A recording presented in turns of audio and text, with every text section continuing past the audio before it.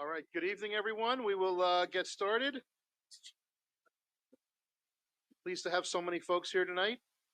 Before we start, I would like to confirm that the board met in executive session to consider matters regarding collective negotiations pursuant to Article 14 of the Civil Service Law, the Taylor Law, as well as proposed pending or current litigation. Tonight, we will start, as always, with our Pledge of Allegiance. But before we do, I would like to turn it over to our superintendent, Dr. Zublionis, who would like to introduce some special guests we have tonight. Thank you so much, Mr. Ludmore. This evening we have our World Language Program review presentation, and we're really excited for that. And in that spirit, we have some of our American Sign Language students here. Janessa Reyes, Natalia Golia, Hayden Sitko, Matthew Russo, Rebecca Rush, and Brendan Miller. And they're going to sign along the pledge with us as we recite it. Ask everyone to please rise.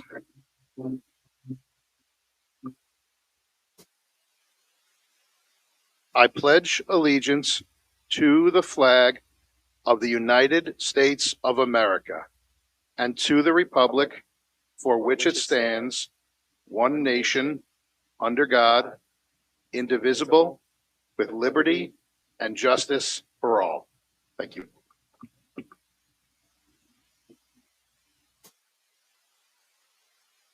Thank you very much. It's a great start tonight.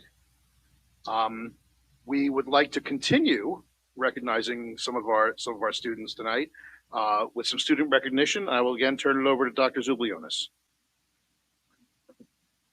We'll come down in a second, but I just wanted to note that this recognition will be for our New York University Rock That Video Contest Awards for World Languages.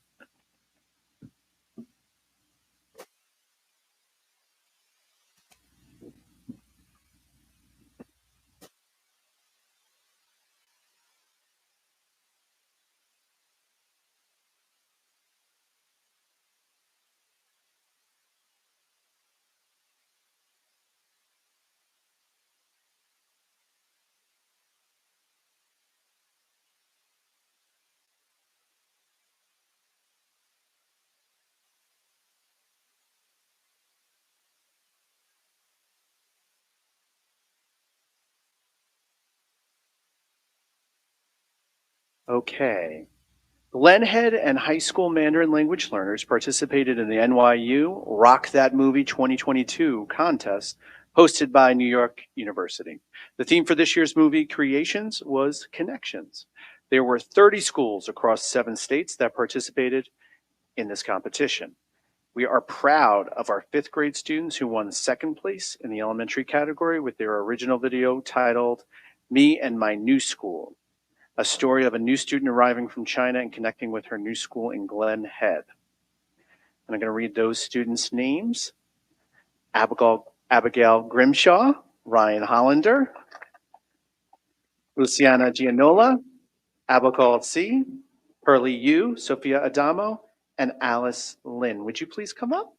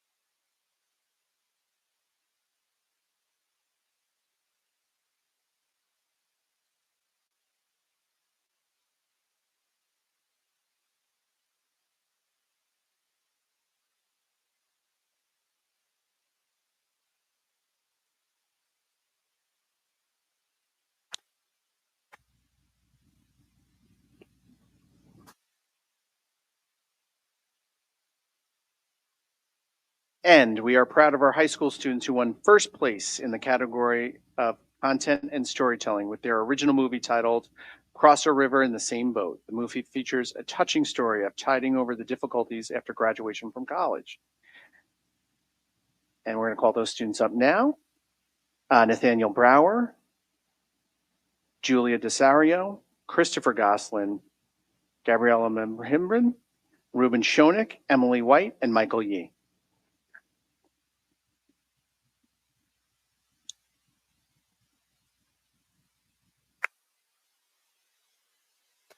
Congratulations.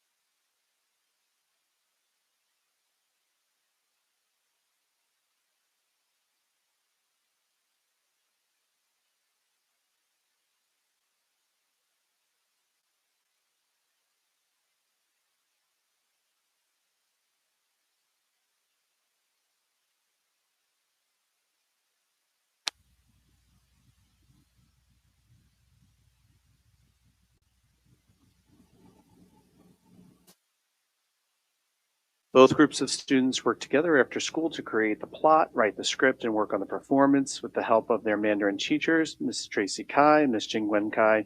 Students polish their scripts, directed, filmed, and edited the movie. We're proud of their accomplishments and their commitment and desire to apply their language knowledge outside of the classroom. Congratulations, students.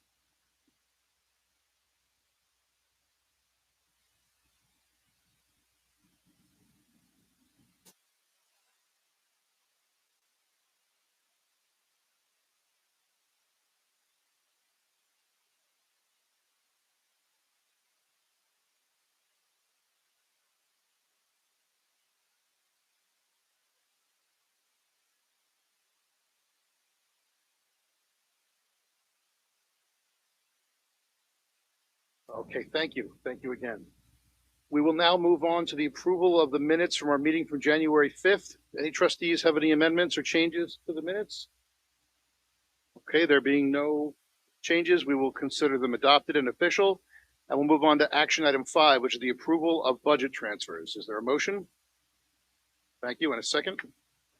Any comments or questions on the budget transfers? All in favor? Aye. We normally have a report from our SGO reps, but they are both working on the senior play, the high school play, I believe. So they're not here tonight, but we know everything's going very well, and they were extremely gracious in giving us a full report on their activities.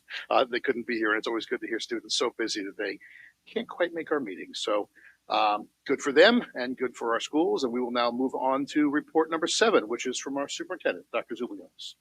Good evening, everyone. And so wonderful to see so many students and so many faculty here. I joked with our Director of World Languages, Ms. Aguirre, and said, next time you got to get more of your department here.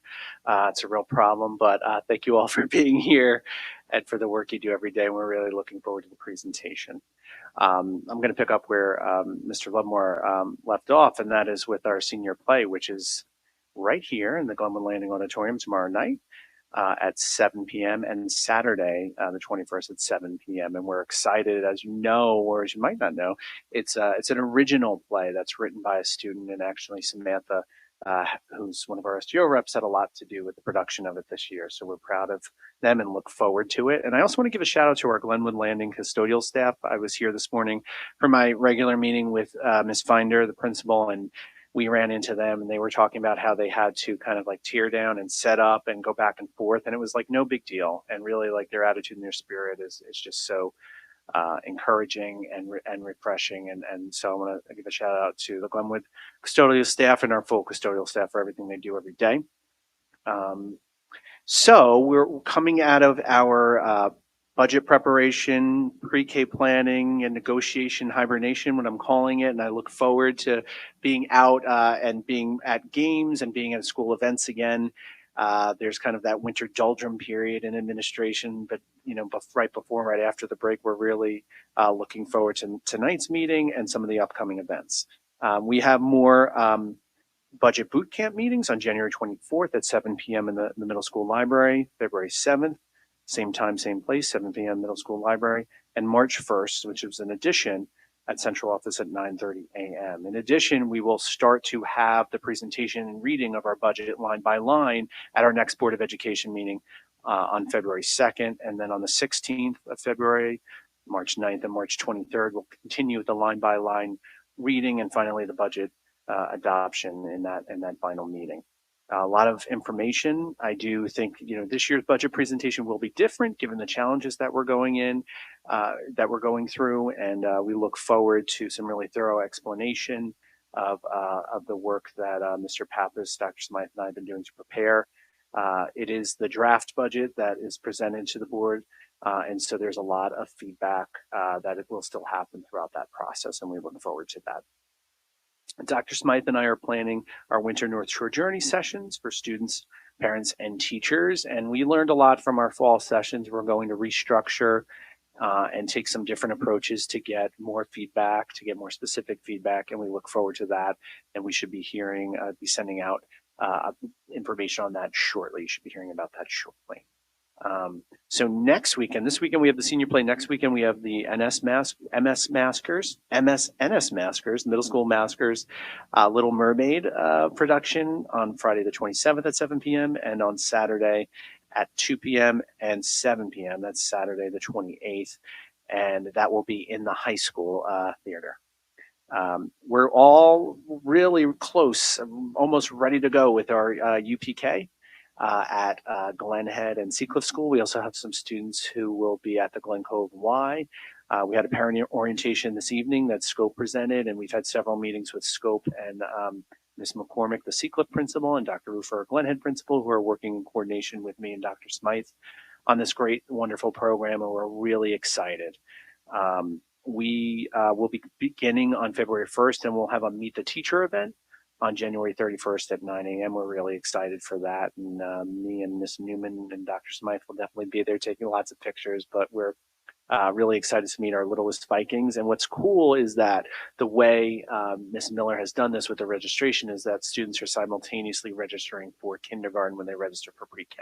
So it's been really nice, and we're excited. And hopefully if the state aid comes and maintains this program, we'll maintain the program as well. So we'll have that news shortly about next year's pre-K also. And with that in mind, we do have kindergarten registration open. I want to encourage parents who might be listening to register if they haven't done so through the pre-K program or otherwise, and to please call Catherine Miller. She told me I could give her number out, 277-7824, and we'll be blasting that message out more. We look forward to that.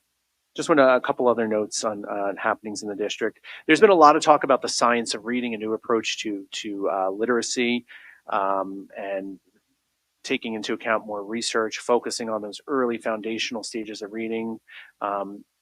Dr. Smythe, Ms. Finder, Ms. Ritter, and Ms. Small have worked to create a collegial circle with some of our literacy educators and classroom educators to really study this. And I really want to praise them for the work that they're doing. And actually our next parent university on February 1st will be on this topic.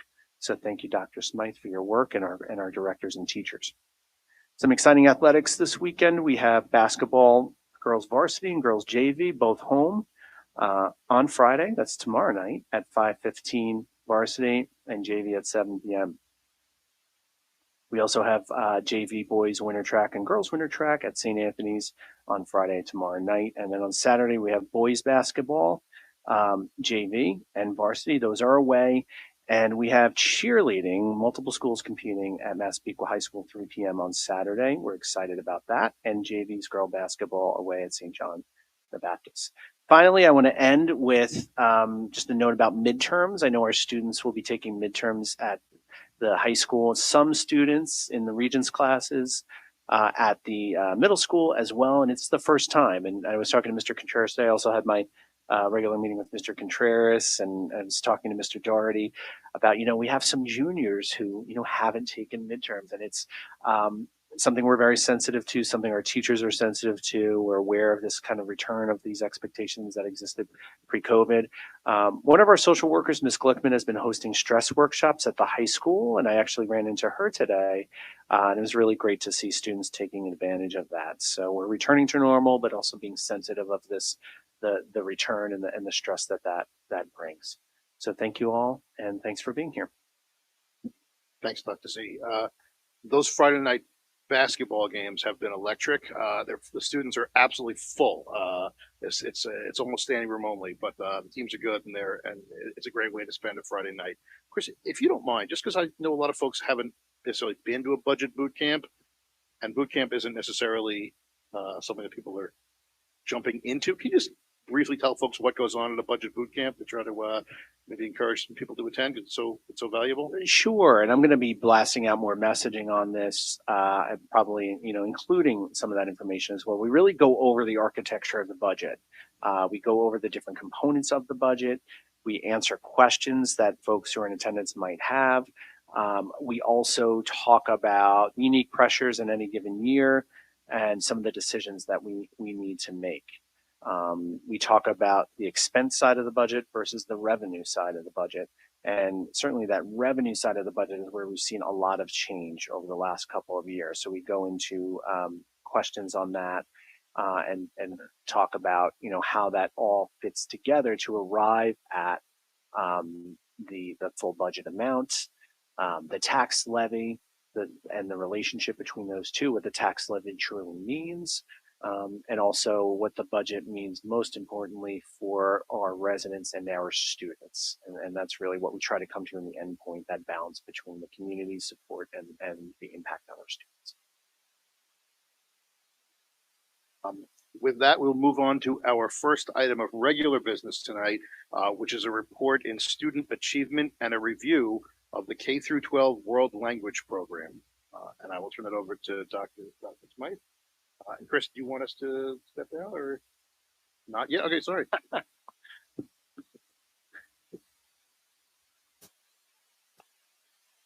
So I'd like to welcome Ms. Aguiar to introduce our welcomers.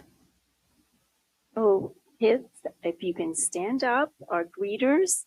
So trustees, central administration, if you would welcome our students, they would like to come up, introduce themselves, and they would also like to escort you down. So, and please, they're eager to hear your response. So they'll be asking you a question, and if you need help, they know how to help you. So.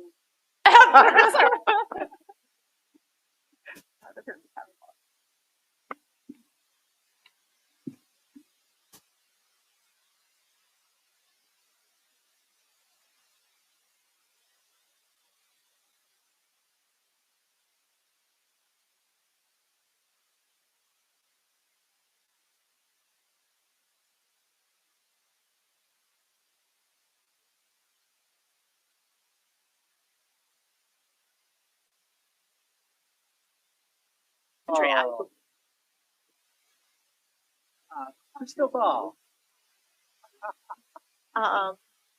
What? Can you say it again? Almost up.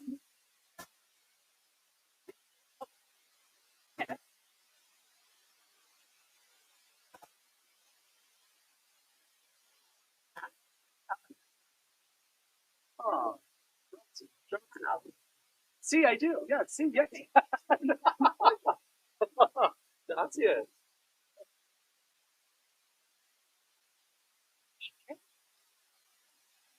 Okay.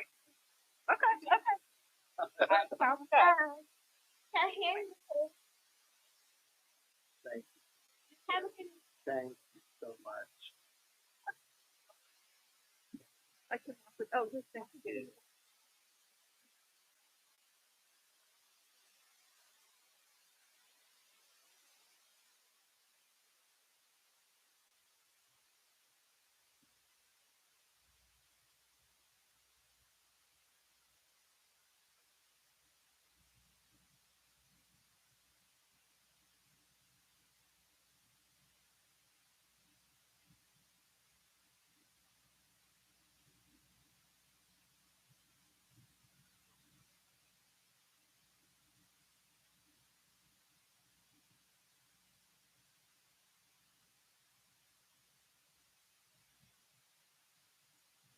Or we just need to make sure the kids are guests for later join our Zoom. So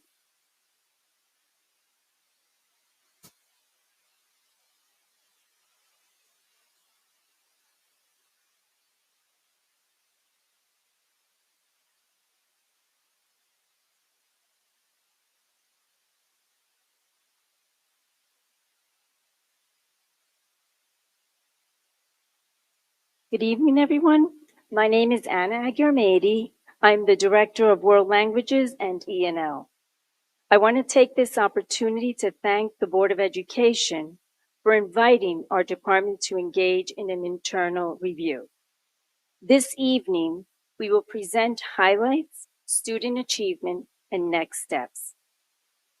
I would also like to thank Dr. Zublionis, Dr. Smythe, and Mr. Papas for their continuous guidance and support of the department vision and the program. I would also like to acknowledge the World Language team present here today. You just stand. I want to thank them for their commitment to our students, the incredible program, and to our district. Our teachers share their passion of world languages and cultures with our learners. They are committed to our students, to their development as individuals, and their growth throughout their language learning journey in becoming global citizens. They are the ones that make learning happen in magical ways every day. I am so proud of this team and honored to work with them. So thank you.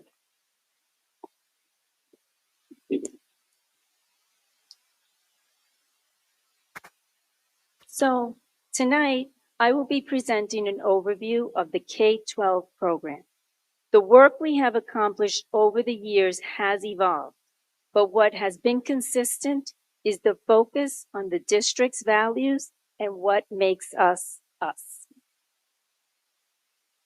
So as you saw in the report, our evaluation was guided by 5 questions. These questions framed our thinking as we developed this presentation. Our students are here to share these questions with you as you follow along on the slide.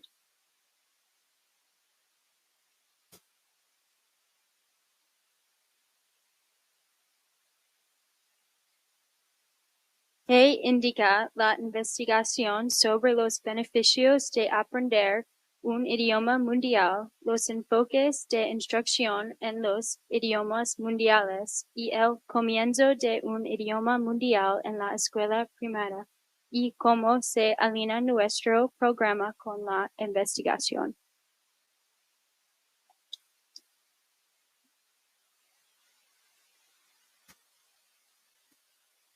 Hanno gli standard e valori a informare la struttura, l'istruzione e il sistema di valutazione del nostro programma.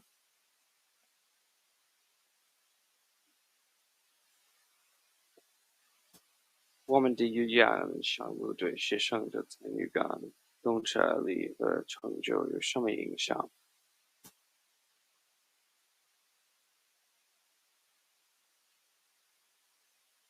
De quelle manière notre programme est-il engagé dans une croissance et une amélioration continue?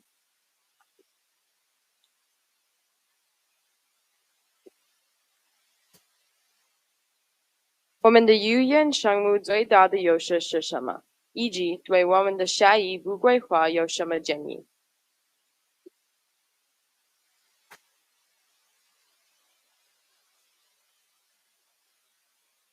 Thank you so much for sharing your language skills with all of us. As part of this evaluation, we engaged in an extensive review of the research literature. There is substantial evidence supporting the value of learning a second language. We live in a globally interconnected world, and now, more than ever, we need to be able to communicate in more than one language in order to work and interact with people across different cultures. One's perspective and the way one thinks about other cultures changes. Language goes beyond expressing messages, ideas, and thoughts. The words we use, the language we speak, reflects so much more. Language is a means in expressing one's cultures, value system, and perspectives. Language defines who we are. Our students develop the ability to communicate with others. They simultaneously develop confidence in their ability to communicate and authentic excitement and joy in their accomplishments. Why we learn languages goes beyond academics. It's about making connections with people and with the world we live in. Language learning helps the understanding of oneself, of others, and the community around us. Our program has been thoughtfully designed as a well-articulated series of experiences. So at the elementary level, we offer K2 learners an opportunity to explore 2 languages before selecting 1 language for more in-depth studies in grades 3 to 5. Those 2 languages are Mandarin and Spanish. We are one of the few districts that have a robust, well-articulated curriculum in 2 languages at the elementary level. At the middle school, students have a choice of continuing their study of Mandarin or Spanish, or they can begin a new language, French, Italian, or Latin. And at the high school, students continue their language studies and have an opportunity to begin a 3rd language if they choose. So our program is based on the following national and state learning standards, the 5 C's. These standards represent a shift from teaching skills in isolation to a focus on the 3 modes of communication: interpretive, interpersonal, and presentational. So the interpretive focuses on what can I understand when I read, hear, or view the target language. Interpersonal focuses on how can I negotiate meaning with something in the target language. This mode is about spontaneous exchanges. And presentational focuses on what can I create for others using the target language. The standards drive our curriculum and instruction in developing the student's competence to communicate effectively and to interact with cultural understanding. North Shore has been on the forefront in implementing these standards ahead of the timeline provided by the state. We look at what makes our language programs so impactful on the academic, social, and emotional growth of students. Our instruction is guided by the research-based principles you see on the screen. Our teachers, who have participated in professional learning around these principles, use these high-leverage teaching practices, which are essential to language acquisition, in the design of highly engaging learning experiences. The North Shore World Language Benchmarks exceed the state benchmarks based on our intentional design of challenging and accessible curriculum. And consistent with the district's efforts to ensure that assessments are meaningful and authentic, our assessments in world languages are authentic, performance-based, and integrated. So when we were learning a language, our assessments probably focused on conjugating verbs in isolated sentences with little focus on authentic communication. So I'm going to provide an example of how our assessments are relevant for our students, provide opportunities to learn about different cultures, and require the transfer and application of their language. So throughout the year, our students engage in performance assessments that target different skills. An integrated performance assessment, which is given at the end of a unit, engages students in demonstrating what they can do with the language in the 3 modes, not what they know about the language.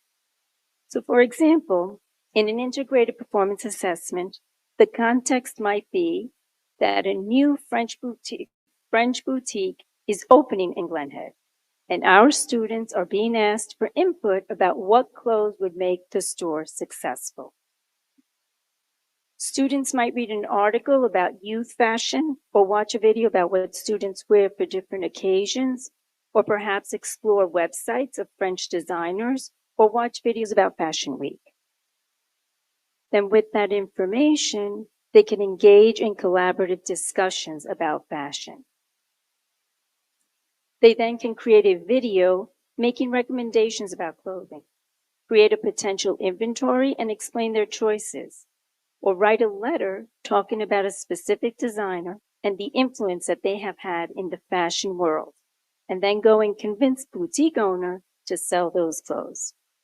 So you probably get a sense of how much richer this type of assessment is than simply developing sentences like, I buy a shirt. These assessments we create align with the world language themes and topics. Other examples would be understanding a menu and having exchanges at a restaurant, or creating itineraries and investigating travel options, comparisons of educational systems between the target culture and us. Outline the program, I would like to highlight our greatest strengths. These are some of the things that make North Shore a world-class exemplar in language learning. We turn to our students to capture the essence of our program. And here are some responses we received on the survey. I learned how to write an essay in Spanish, which can also help in English class with my writing. When learning about marketing in my marketing class, I can apply my knowledge of Italian culture and how I would market to tailor to their needs.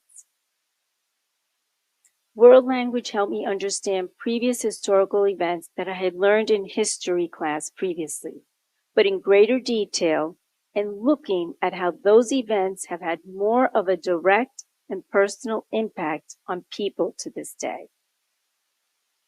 My grandma sometimes plays Italian music at her house, and when I was younger, I was never really able to understand it. However, now I can not only figure out words or phrases in the songs, but I can also connect to their significance and meaning. Spanish helped me become a better communicator. I feel like I have made immense progress with learning this language. I started with very minimal knowledge of just words and phrases, but now I have written full essays and had many conversations in French ranging from 5 to 20 minutes long. I have felt that I made significant progress with my learning of the Italian language. This is because I am able to understand the language not only in class, but outside of class, I am able to immerse myself into the culture via songs, shows, media, and even with my grandparents. What was said is that what makes us us is that we engage students in learning that is immersive, interdisciplinary, multicultural, and performance-based. These learning experiences support students in making meaningful connections to self and others, and engages them in reflective practices.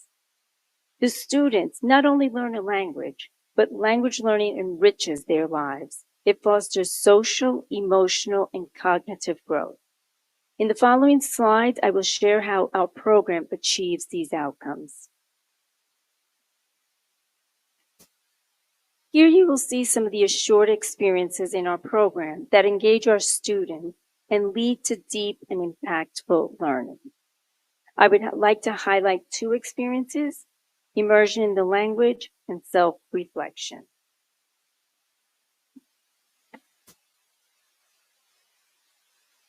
Two videos you will see are our students immersed in using the language. The first is an Italian class, and the second is a kindergarten Mandarin class.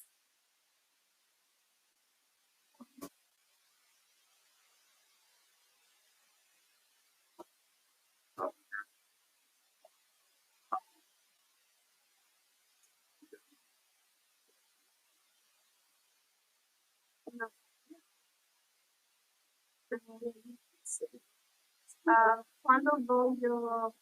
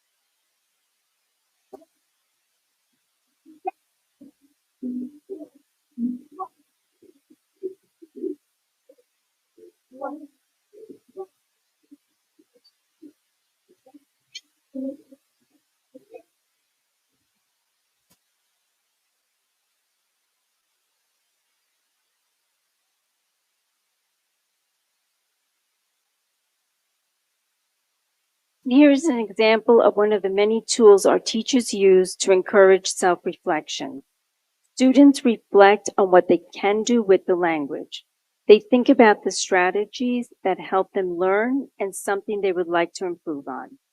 Reflective practice is an essential component of student empowerment and ongoing growth. And as you've seen in several of the other reports this fall, we purposely design opportunities for self-reflection across disciplines because it allows students to set goals, monitor their own progress, and take ownership of their learning journey. A hallmark of our program is our commitment to providing truly authentic learning experiences. We provide students with the opportunities to use the language and connect with people from other cultures. With Boomerang, our students engage in extended conversations with a native speaker of the target language. So in this picture, our student is in the upper right-hand corner in that square, and he's having a 15-minute conversation with a student in Managua, Nicaragua. Our teachers have identified pen pal experiences through which our students hone their proficiency with written language. So there's our student who received a letter from their pen pal, and this is the class in Colombia who is showing that they received the letters from our students. And we do conclude this pen pal usually with a Zoom at the end of the year. Local field trips and international exchange trips immerse the students in the language and the culture.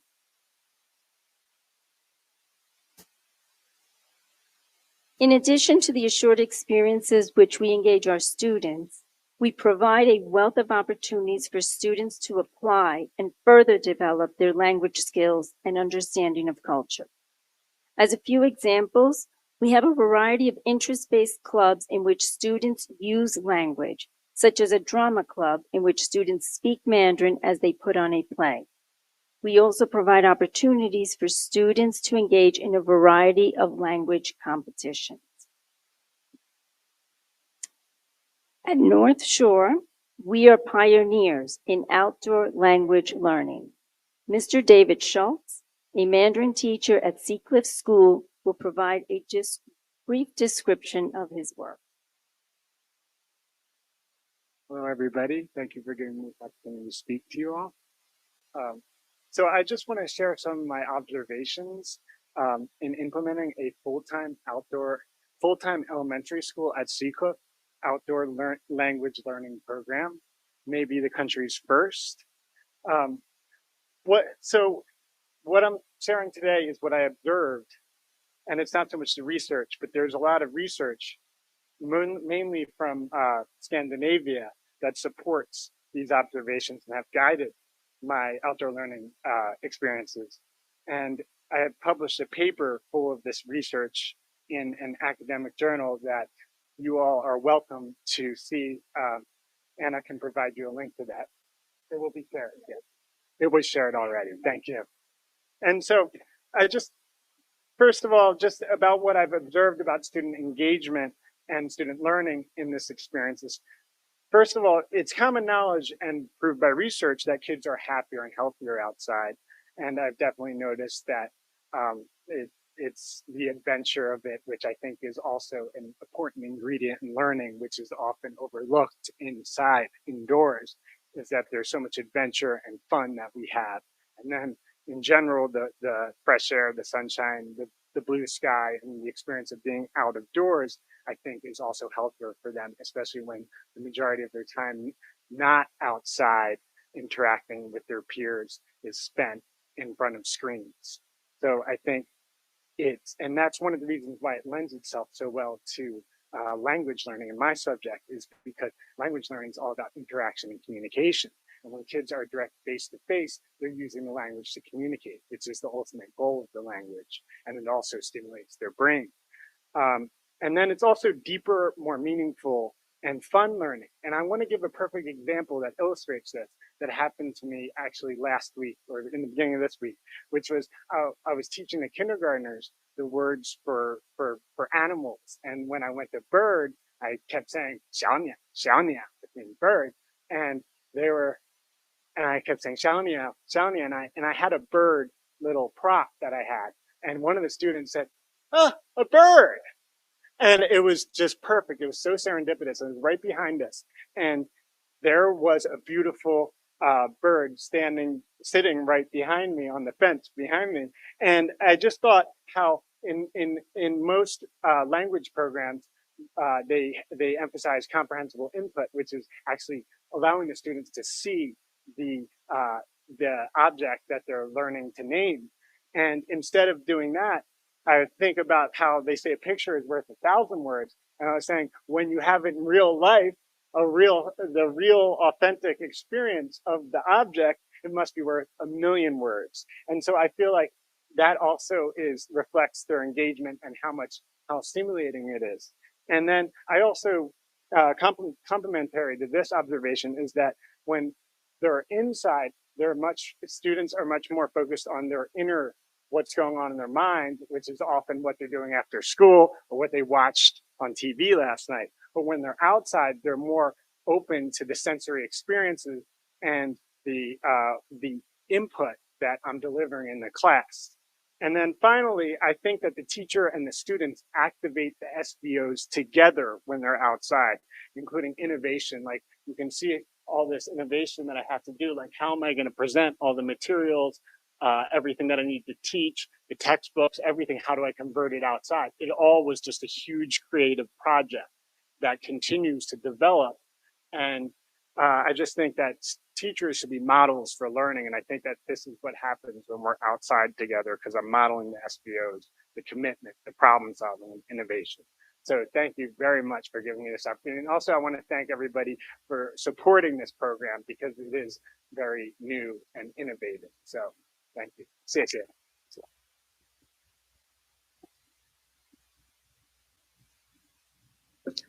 Thank you, David. I will tell you that David has spearheaded this in the world language world and community.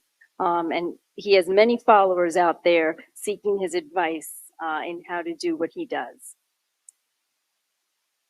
So I want to continue. Our students continue to perform well on standardized assessments as demonstrated by proficiency and mastery rates on the FLACS, Kearney assessments, as well as the AP and IB assessments.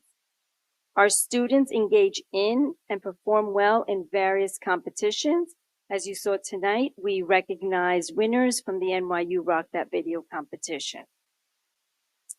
We also recognize our students within 6 language honor societies, 1 for each of the languages our students study. And we are extremely proud of our students' accomplishments with respect to the New York State Seal of Biliteracy. North Shore was at the forefront in piloting this program, and across our 7 years of participation in the program, student participation has increased. Last year, we had 74 students receive the seal, and impressively, 4 students received the seal in 2 languages. This is because we provide an opportunity for recognition of proficiency in a home language. Our teachers are committed to their own learning and to contributing to the world language community. They engage in the high-quality professional development provided by the district and by outside professional organizations. Furthermore, we are leaders in the world language community by presenting at local, state, and national conferences. Our teachers have won presentation awards and published articles based on the latest research in language learning. They are models of the lifelong learning that we strive for as a learning community. One outcome of the work our teachers continue to do is outside recognition for innovative design and implementation. As an example, our FLES program was recognized for nurturing a love of learning world language and culture in our youngest learners for lifelong impact when we received the Sali Jihan Outstanding FLES Program Award in 2019. As part of the review, we gathered the perceptions of all constituent groups. As you saw in the report, the feedback was extremely positive. For instance, 95% of parents agreed and strongly agreed that it is important for their children to learn a new language through school years. They reported that the perceived benefits were fostering a global mindset, cultural awareness, confidence in ability to communicate, and flexible and creative thinking. The vast majority of students viewed their language learning as important and suggested that the perceived benefits included development of the 3 modes of communication, understanding of and respect for different cultures, and growth in our shared valued outcomes.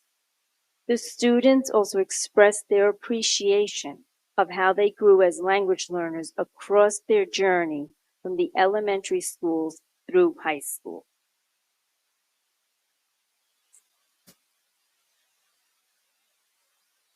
Now we will hear from our alumni about the impact learning a language has had on them.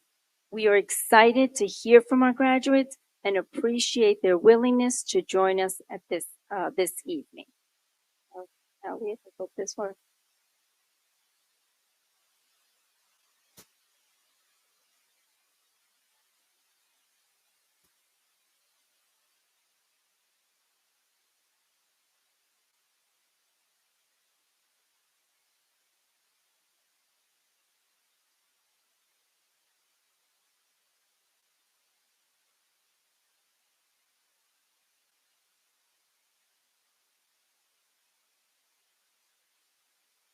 Welcome. You guys can turn on your cameras now and unmute yourselves. Great. All right, so I would like to welcome Julia Capitello, a student at Hofstra, Bridget Lewis, a student at Notre Dame, Michael Ricardo, a student at Manhattan College, and Zane Pastula, a student at Georgia Tech. So welcome, guys, and thank you so much for being here tonight and sharing your thoughts with us. So, can you share with us what specific impact did your language learning at North Shore have on you as an individual? For example, how has learning a language enriched your life or impacted you?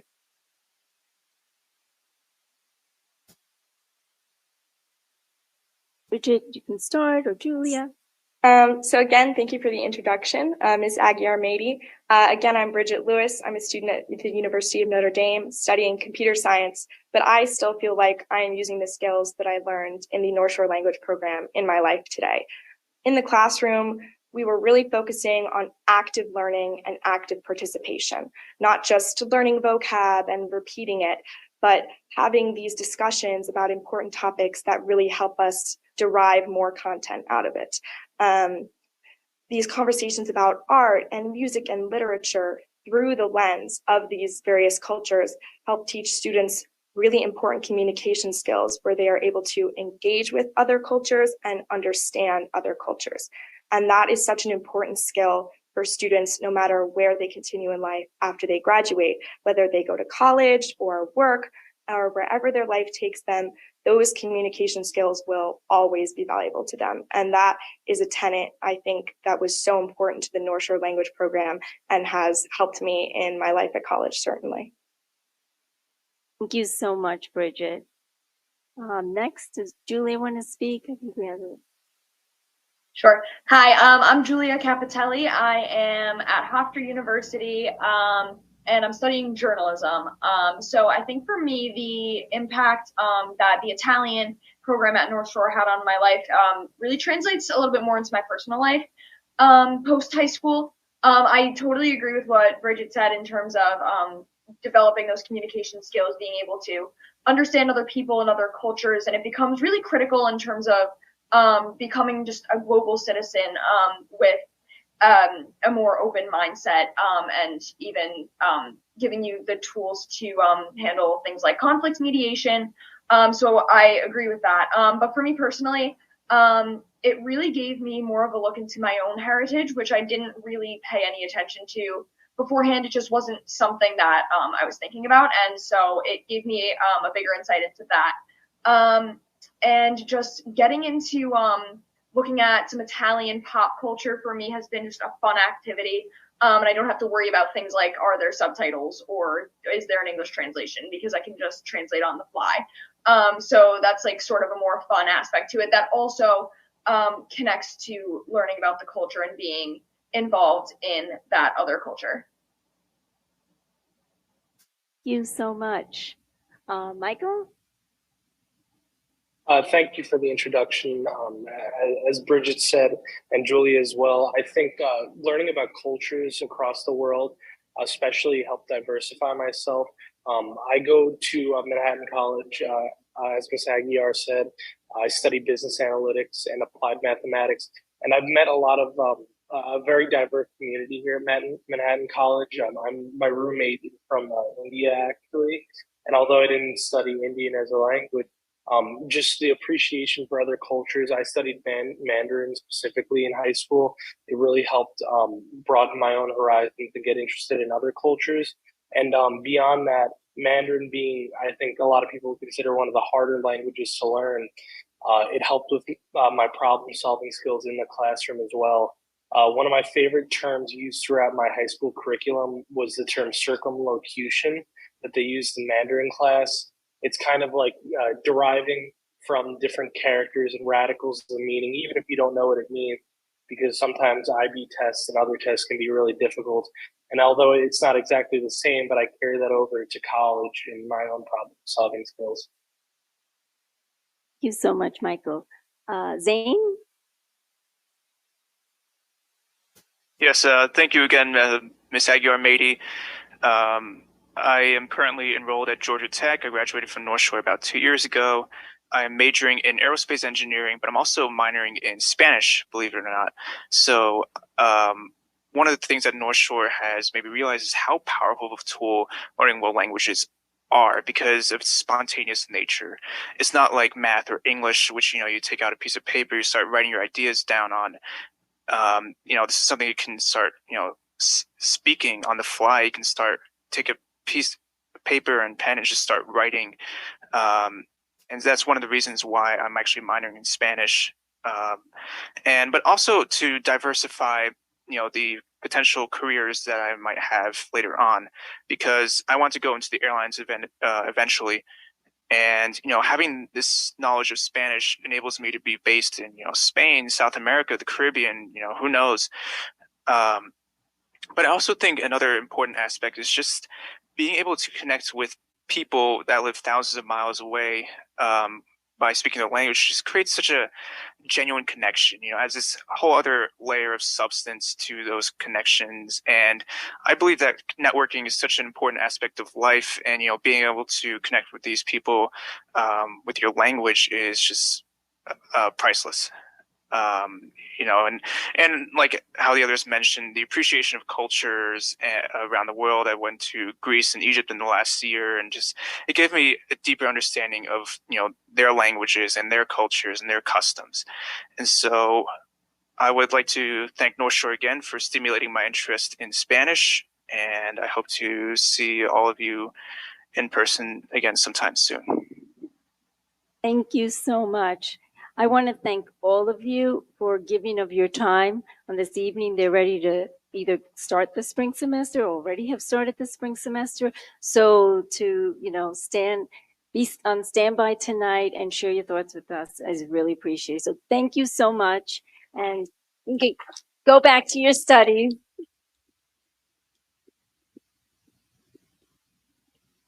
We'll be in touch.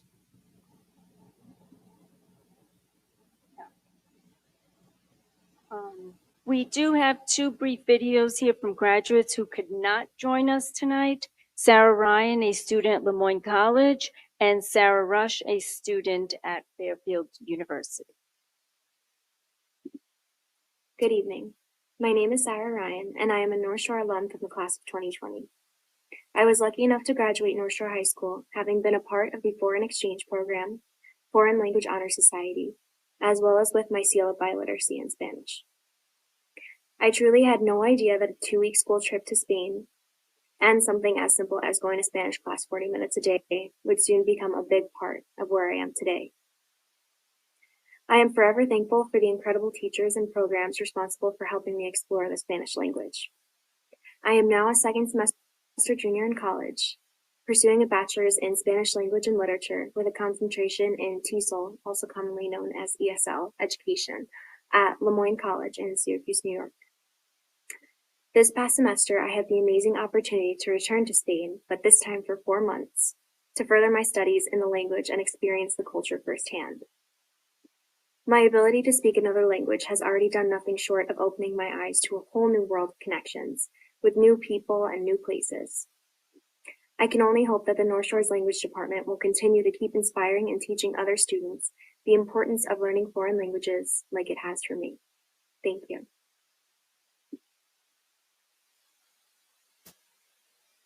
My name is Sarah, and I'm currently a sophomore at Fairfield University, and I've been studying Latin since the 7th grade.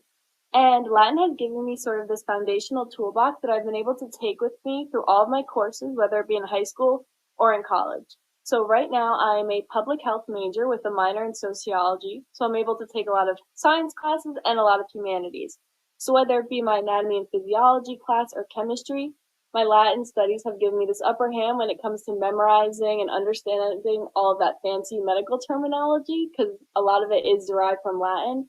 And in my humanities class, Latin has given me this sort of foundational understanding of just basic civilization and language itself.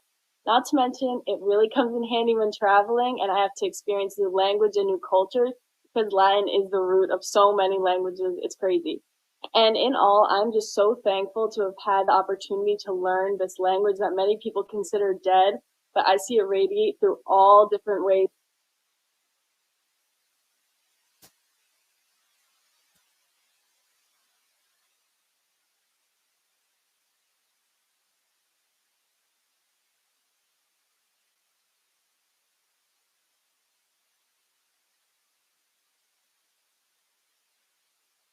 I just have to say that really was exciting that when we reached out to these students, they were so eager to be here tonight and share their thoughts. So very grateful for that. So we will end our presentation with the recommendations for continued growth that we identified as part of this self-study. So first, recognizing the diversity in our community and working to honor the home languages of our families, we want to provide students with the support needed to achieve the seal of biliteracy in their home languages. In addition, we want to ensure that our program prepares and encourages all students to challenge themselves to achieve the seal of biliteracy in the language they choose to study at school. Recognizing that time using the language is an important element in language learning, we plan to investigate opportunities for students to have additional time for engagement in language learning. We will investigate including additional club opportunities, additional opportunities for students to practice the language outside of school, and additional instructional time during the school day. Recognizing the importance of reflection for learning, we plan to continue to develop opportunities for students' self-reflection through the development of student portfolios, which can also be used to achieve the seal of biliteracy. And based upon our analysis of a range of student assessment data, we plan to focus on strengthening interpretive reading language skills. We will work as a department to research and implement approaches to strengthen this dimension of our students' performance.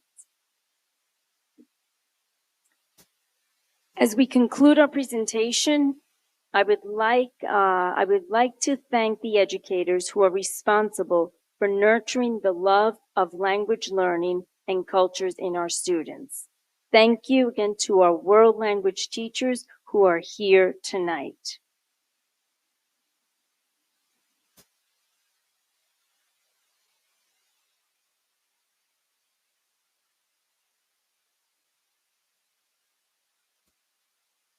And I would like to thank the board trustees and central office administration for recognizing the importance learning a world language has on all our students and for all the support given throughout the years. Thank you for giving us this opportunity to reflect upon our strengths and areas of potential growth. So the students,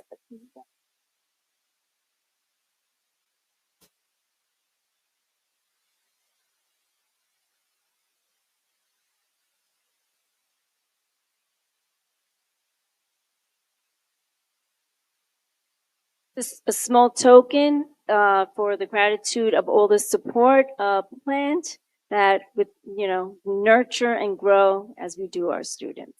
So.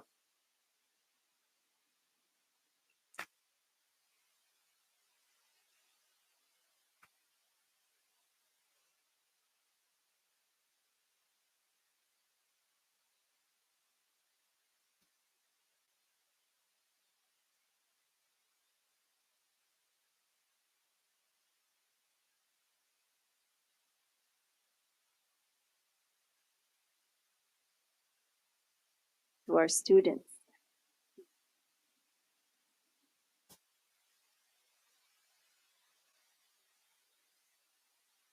Thank you to Ms. Aguiar and the World Language Department and to our students. We'd like to invite the board to come back up to the stage and we'll answer any questions that you have. Thank you.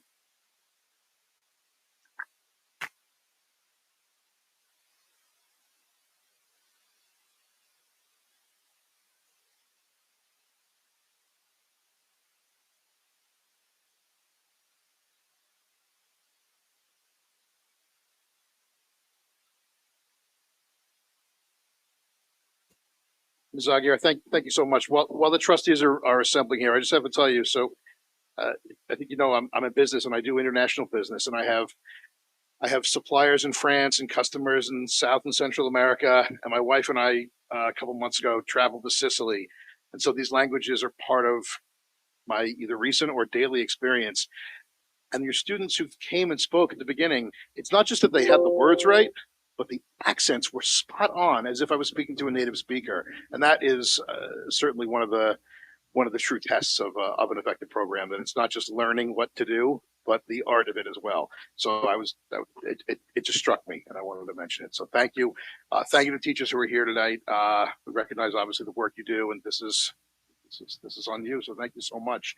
I will turn it over to my fellow trustees, who I have every confidence, without having asked them, because they're all sitting there separately, were equally blown away by that presentation and by the backup that was provided, which was also so thorough and also in a very meta way does define what makes us us. Is that when we analyze our programs, we do it in a very North Shore, thorough, reflective way that you exhibited tonight, and of course, in all that backup. So I'll hand it over to my fellow trustees. If anyone has any thoughts or comments on the presentation or the backup or program, Rich? Thank you very much. It was a wonderful presentation. I really don't have any questions because your backup was great. Your presentation was wonderful. I particularly enjoyed hearing from the students. I really appreciate the emphasis that you were putting on immersive learning.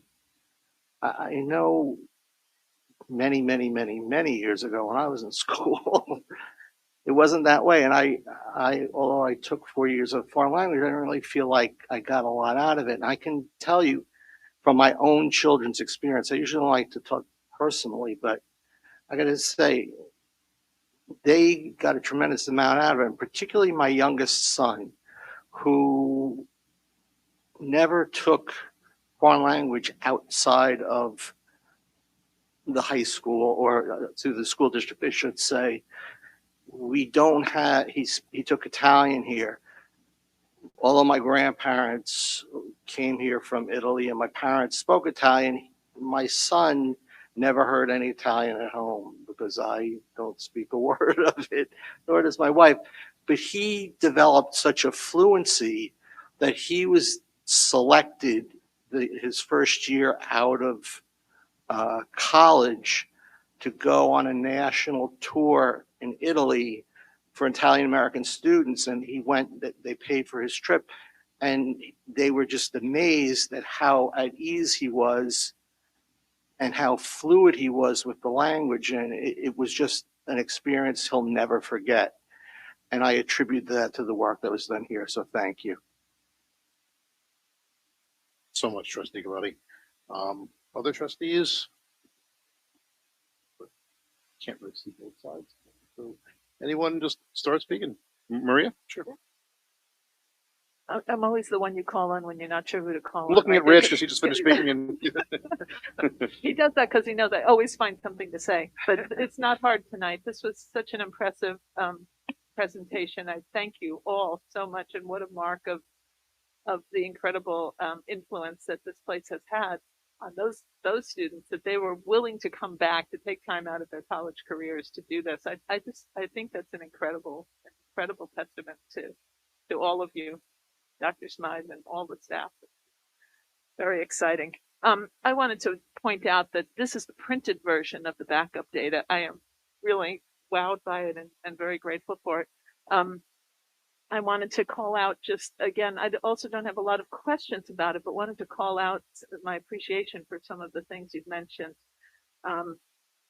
Although I did, but actually I will start with one small question. One of the things that I saw in the backup that really resonated with me was the discussion of the frequency of learning, the every 6 days, twice in 6 days versus possibly every day or every other day, the distribution, as you put it, of instructional time. That was something that I'm not seeing specifically as one of your recommendations. I guess at this point in our thinking, maybe it's perhaps more of a hope based on, we always have financial concerns on how to do things like that. And also I know that the robustness of our curriculum means it's hard to fit a lot of things in, but it's certainly something that really caught my eye. I think that we're so fortunate to have the Flex and Plus programs in the elementary schools, but they would be even better. Hard to imagine how to make them better, but to me that is a point that is really well made and well documented as an important one. I wanted to thank Lauscha, Mr. Schultz, for a great presentation on the outdoor learning. It is a program that is really dear to my heart, outdoor learning in general. And I used to have the privilege of working in the Seacoast School Garden right near where he was doing his classes every day. And it's an extraordinary honor and it's an extraordinary offering that we have for our students, that without fail, no matter what the weather is, pretty much no matter what the weather is, they are out there. And we've had some terrific programs with them in the garden too, talk about creativity, finding ways to bring authentic learning to the language is just been very impressive, and very grateful that our students have had that opportunity.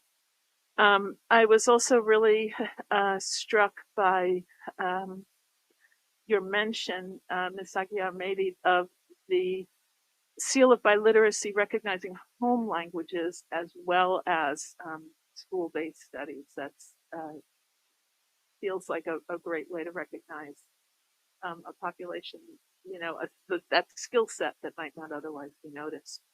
And finally, I just wanted to a very brief mention of my appreciation for how you talk about the active learning that students are doing, the authentic active learning conversations that they are then practicing in the attempt to immerse them as much as possible. And it's important to have this experience myself, having been lucky enough to study both Italian and French, but many moons ago, when it was really much more rote. It was the conjugation of verbs. It was the frustration,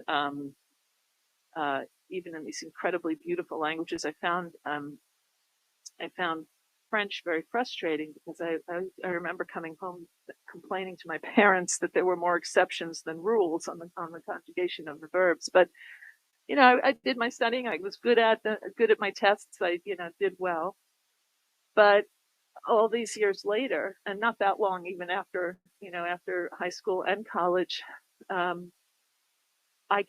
really can't speak French well at all because I didn't get an opportunity to practice it. And my Italian skills, rusty as they are, became much stronger because I was lucky enough to be able to travel to the country and stay with family who lived in areas of the country where English was also, it was not possible to fall back on English. And so it was that helped me really become fluent. So it's special to see how things have changed and how you have really,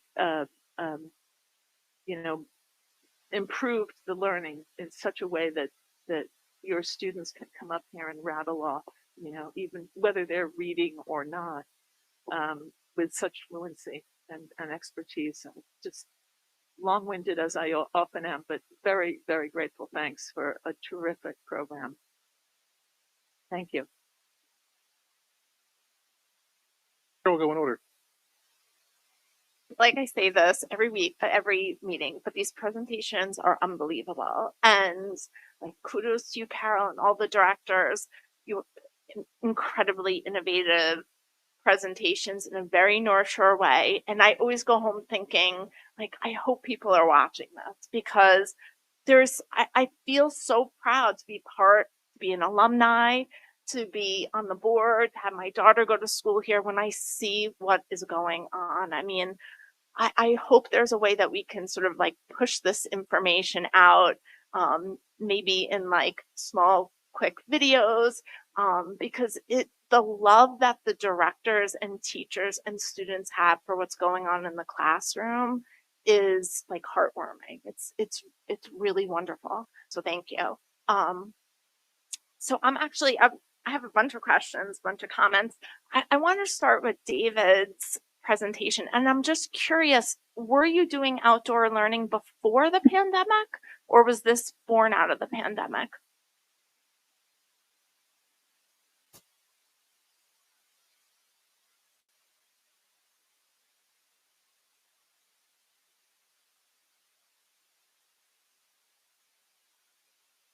That's amazing. That's amazing. And because I was on the board during the reopening, and we invested so much. We had so many conversations in outdoor learning and buying the tents and all the equipment. And the hope was always that it would exist long after the pandemic was over, which I guess we can't say yet. But the idea that something so wonderful and special took place is amazing. And I hope other schools begin to model what you're doing.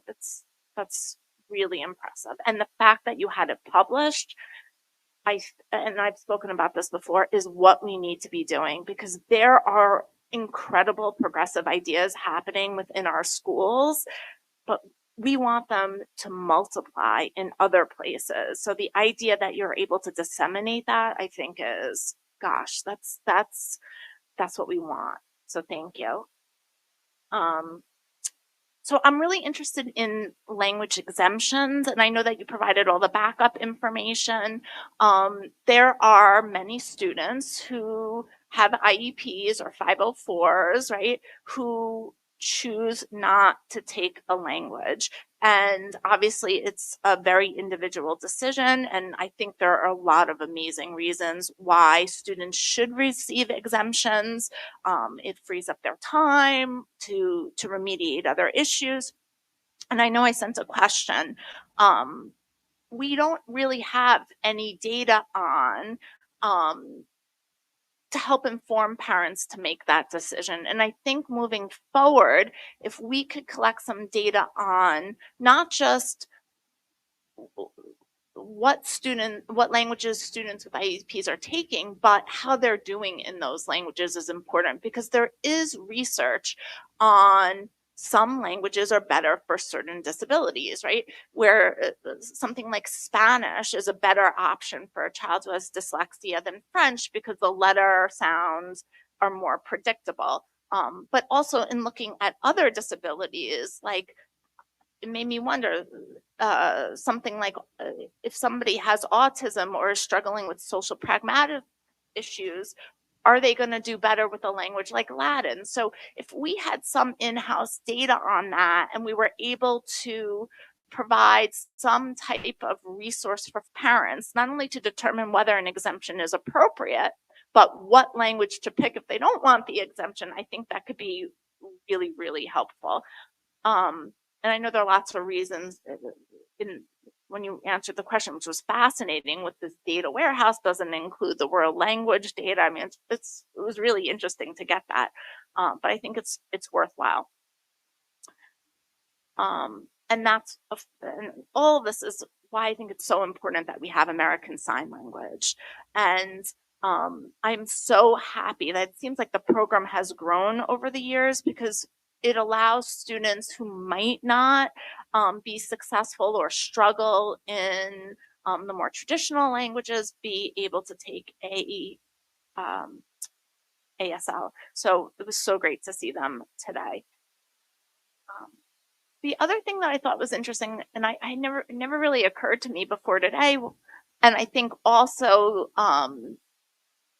give support to this idea of developing some resource for parents, because the foreign language class is really the only academic class that does not have a special ed co-teacher in it, right? So if a child has a special education need and they are in foreign language, they're not receiving like that extra support in there that they would get in math and science or another subject. So I think exploring that would be good. I was also curious whether our multilingual students, and I don't know, I doubt you have data in this, but I'm just curious what you think, whether they are taking their native language when they're here, or are they taking another language? So our multilingual students do not take an additional language because they're in ENL standalone classes.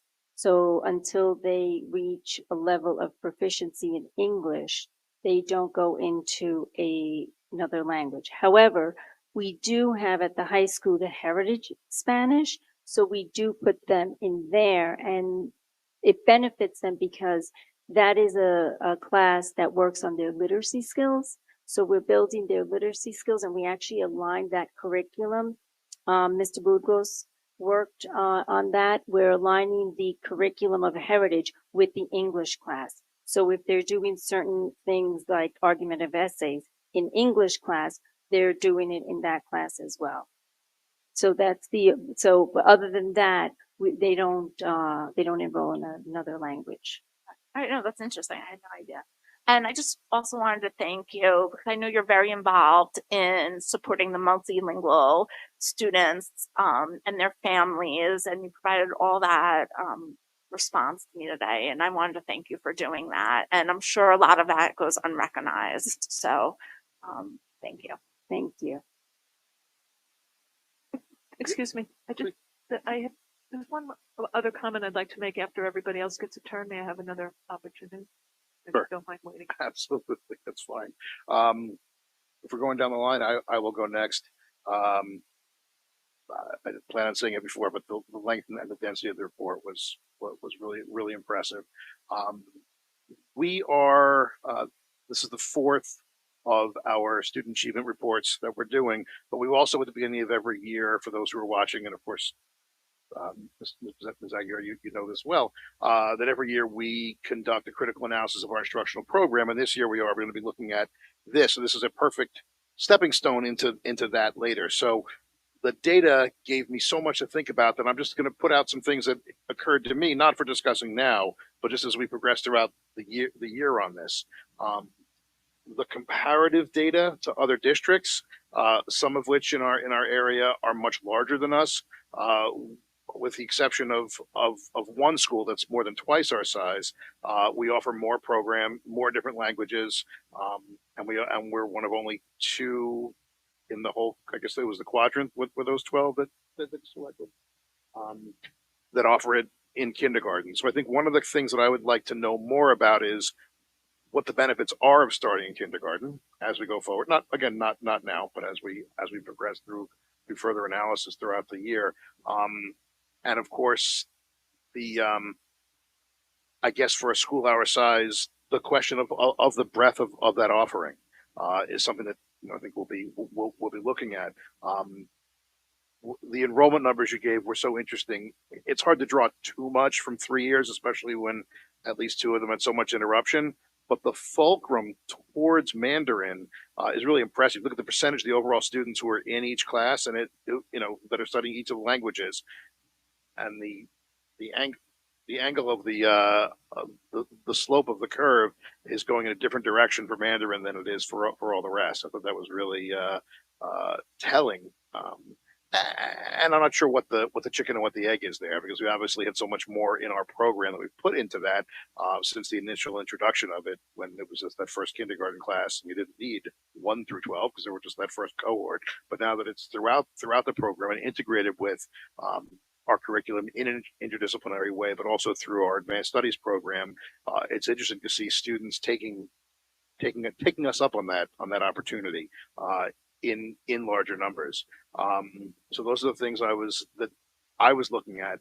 And the only other thing I had was something that Trustee Mosca had brought up, which is, although we offer it at a younger age, our frequency is about on par, although it's tricky because every school does their own thing. They have weekly cycles and every other day cycles, and we have our 6-day cycle, and so it's a little hard to tell. But I wonder if the prioritization we're giving the language at that early age is commensurate with the frequency that we're giving it as an opportunity for our students. So I guess what I would wonder, and this is a topic that we've discussed many times from this dais, which is trying to inject more space into our elementary program, give kids more, a little more freedom, a little less regimentation in general. So I wonder, rather than, I guess the question I'm trying to ask is, if we were drawing it up on a completely blank sheet, how would we ideally want a K through 5 language program to look like? So those are my thoughts. Beyond, I'll just say it one more time, really impressive. Thank you to our faculty who are here. The passion that these kids have, not just coming back. I mean, that was so impressive to hear our kids, not just, how well spoken they are, but how they integrated their language into their lives in ways that I would not have been able to come up with on my own. The young man at Manhattan College who's studying, applied mathematics, and thinking about how how learning Mandarin was a direct parallel to that. Very impressive. So, thank you. Lisa. Hi. People are talking about the backup material. For those of you who don't know, it's 92 pages of backup material that we got about the it's so dense and really helpful. I did pick up some things about why we start early from the backups. And what I loved so much about the presentation tonight, in particular, the articulate, graduates was really, we haven't seen that before in these presentations. This is my first year going through this cycle, but that was really special to me.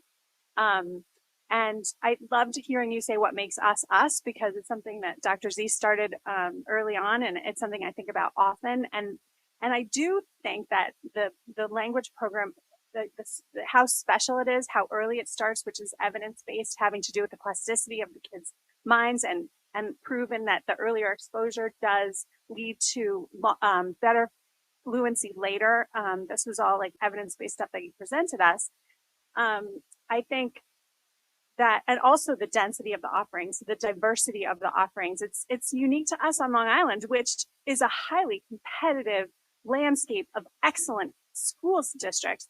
And so that we are able to really stand out in this way is really important to maintain, and what makes us us, in my opinion.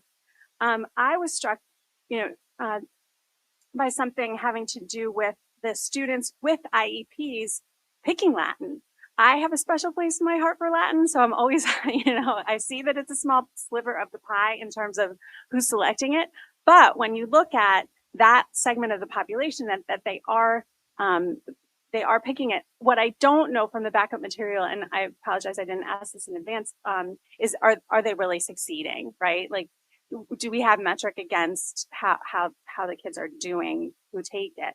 But, it's always been my contention without evidence-based that Latin is so special for people who learn differently, because it's not reliant. It takes the pressure off kind of an interpersonal linguistic exchange. It's for people, maybe I happen to have one living in my house, who think in terms of mathematics and science and wanting to have a functional approach to some of these languages. So for me, it's a hill I'll die on, because I think it's so special and unique to us. And that you can see the kids with IEPs really so much bigger of a chunk of the kids who take it grows there. To piggyback on something that Dave just said, I am also interested in making it more meaningful in terms of that window where kids' minds are plastic, finding more opportunities to expose them to the language. And I loved that it was, in your list of areas for continued growth. But I think, it's something that we really have to prioritize. In walking through the buildings, you do see, the name tags on all the different things. And I think that is really a great way. And if we can continue to sort of think about it throughout the day, ways that we can expose them through the meal process, or, the authentic in ways that they would interact and maybe be exposed to languages in those ways, it might be interesting. We might be doing it already, so forgive me if we are. And those were really my thoughts. Just thank you so much for all the work that went into this, and I really learned a lot. Thank you, Trustee Cashman. Iverson? Thank you very much for the presentation. I enjoyed it. I will say to you, Trustee Cashman, my kids were both Latin students, and they continued on in college with their Latin. In fact, if you're going to be a classics major, what I found out, you must have an ancient language. And they did find it helpful for their grammar and for their writing. In fact, they said the most grammar they learned was from Chris Wally at Norwich School. So there you have it.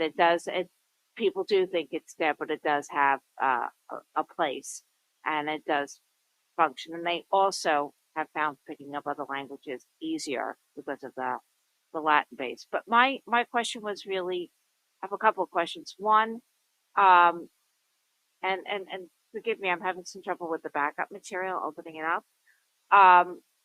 On the elementary level, so how many plus teachers do we have throughout the elementary schools? So we have 2 teachers at each elementary school. So we have Full-time, 2 teachers at each elementary school? Yes. So we have a Mandarin teacher and a Spanish teacher at each elementary school full-time. Full-time, they're there all day. Mm-hmm. So they're, because originally they were being shared at the different schools. So they are in each of the schools. So have we looked at the way where, and I don't mean this for tonight, but moving forward, how we're deploying their times? Is there a way to move them more efficiently in the building to allow for more time? Because, we all got, no one's going to say that not getting language at an early stage is not beneficial, right? We all know it is, common sense.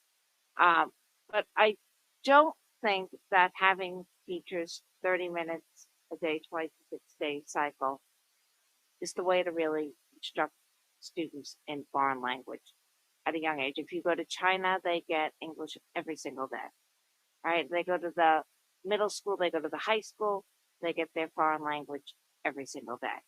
So if we are going to have this program, I think it really needs to be at the elementary school. It needs to be either expanded or done differently.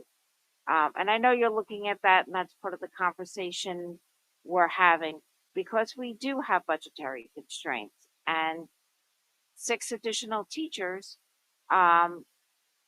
is a lot of, is a lot of salaries. So we want to, not that they're not working for their salaries, I don't mean to imply that, but if we have this at our disposal, I just think that we need to make the instruction as impactful as possible, and I do realize you're doing that as best you can within the short day that we have at the elementary school.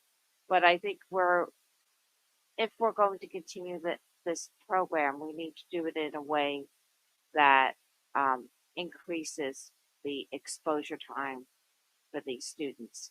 That was my one thought. And the other thought is, I know there's a lot of data on the different languages that we are offering, and how do we make that, is that something that is truly sustainable long term?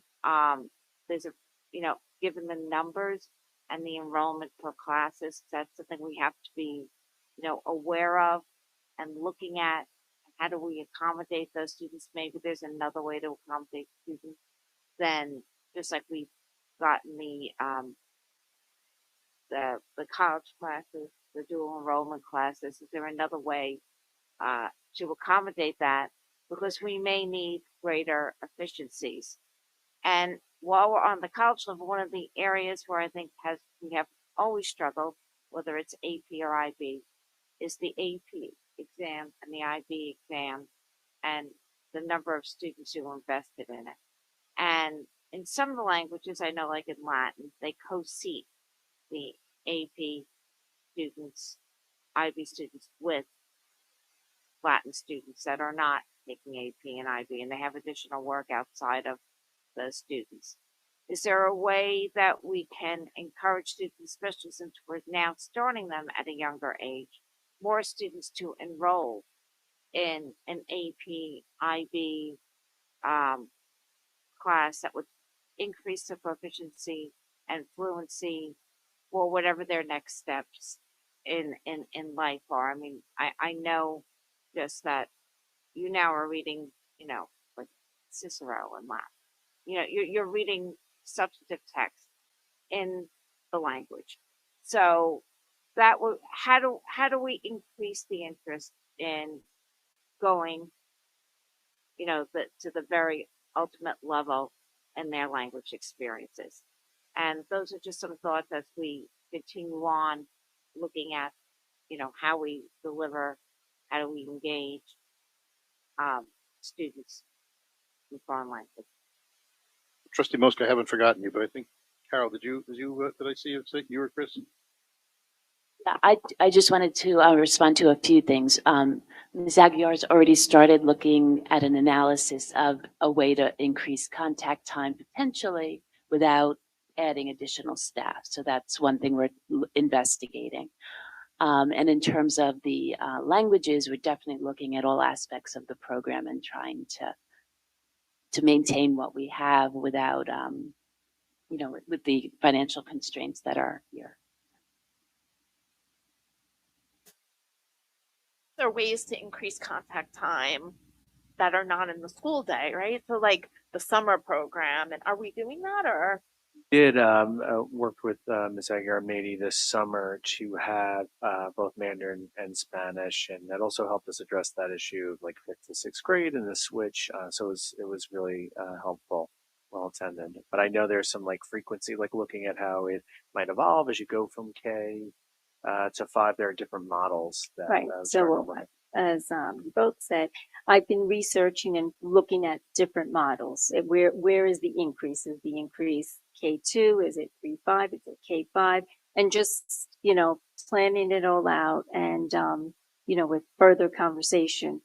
But looking at all this again without any increase, in cost.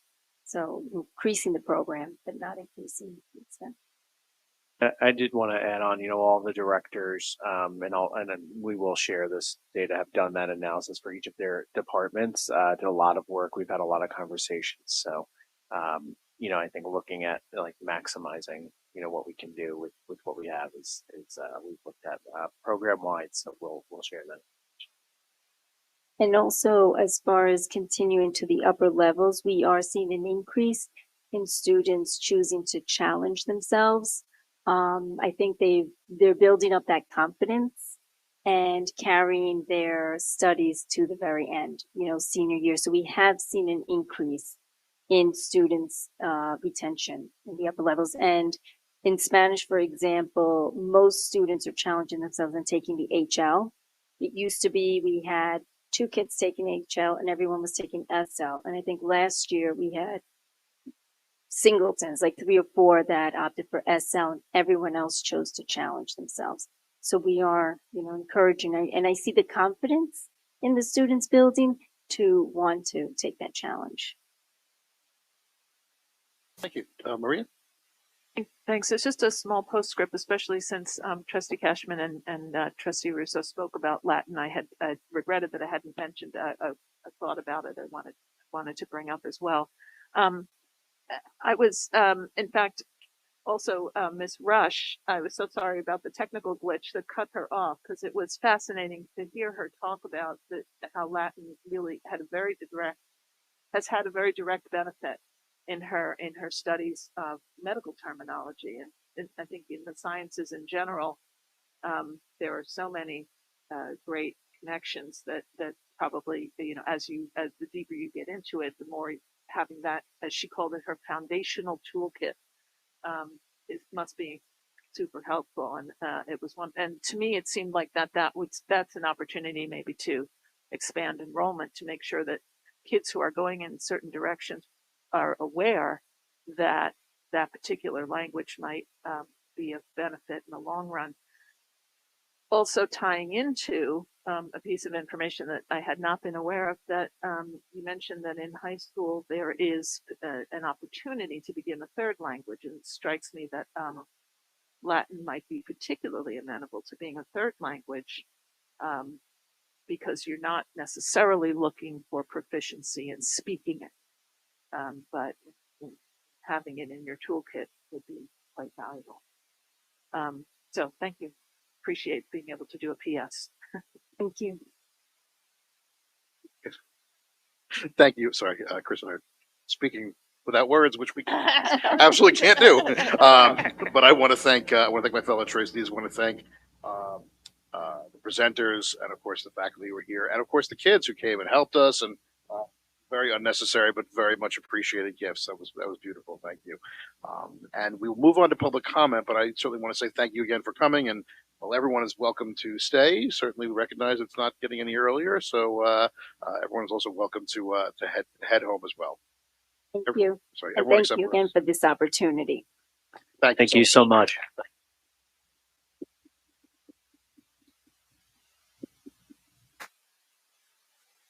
Public comment is now open. This is an opportunity for anyone from the community to come to the podium and share some thoughts that you have about really anything related to our schools.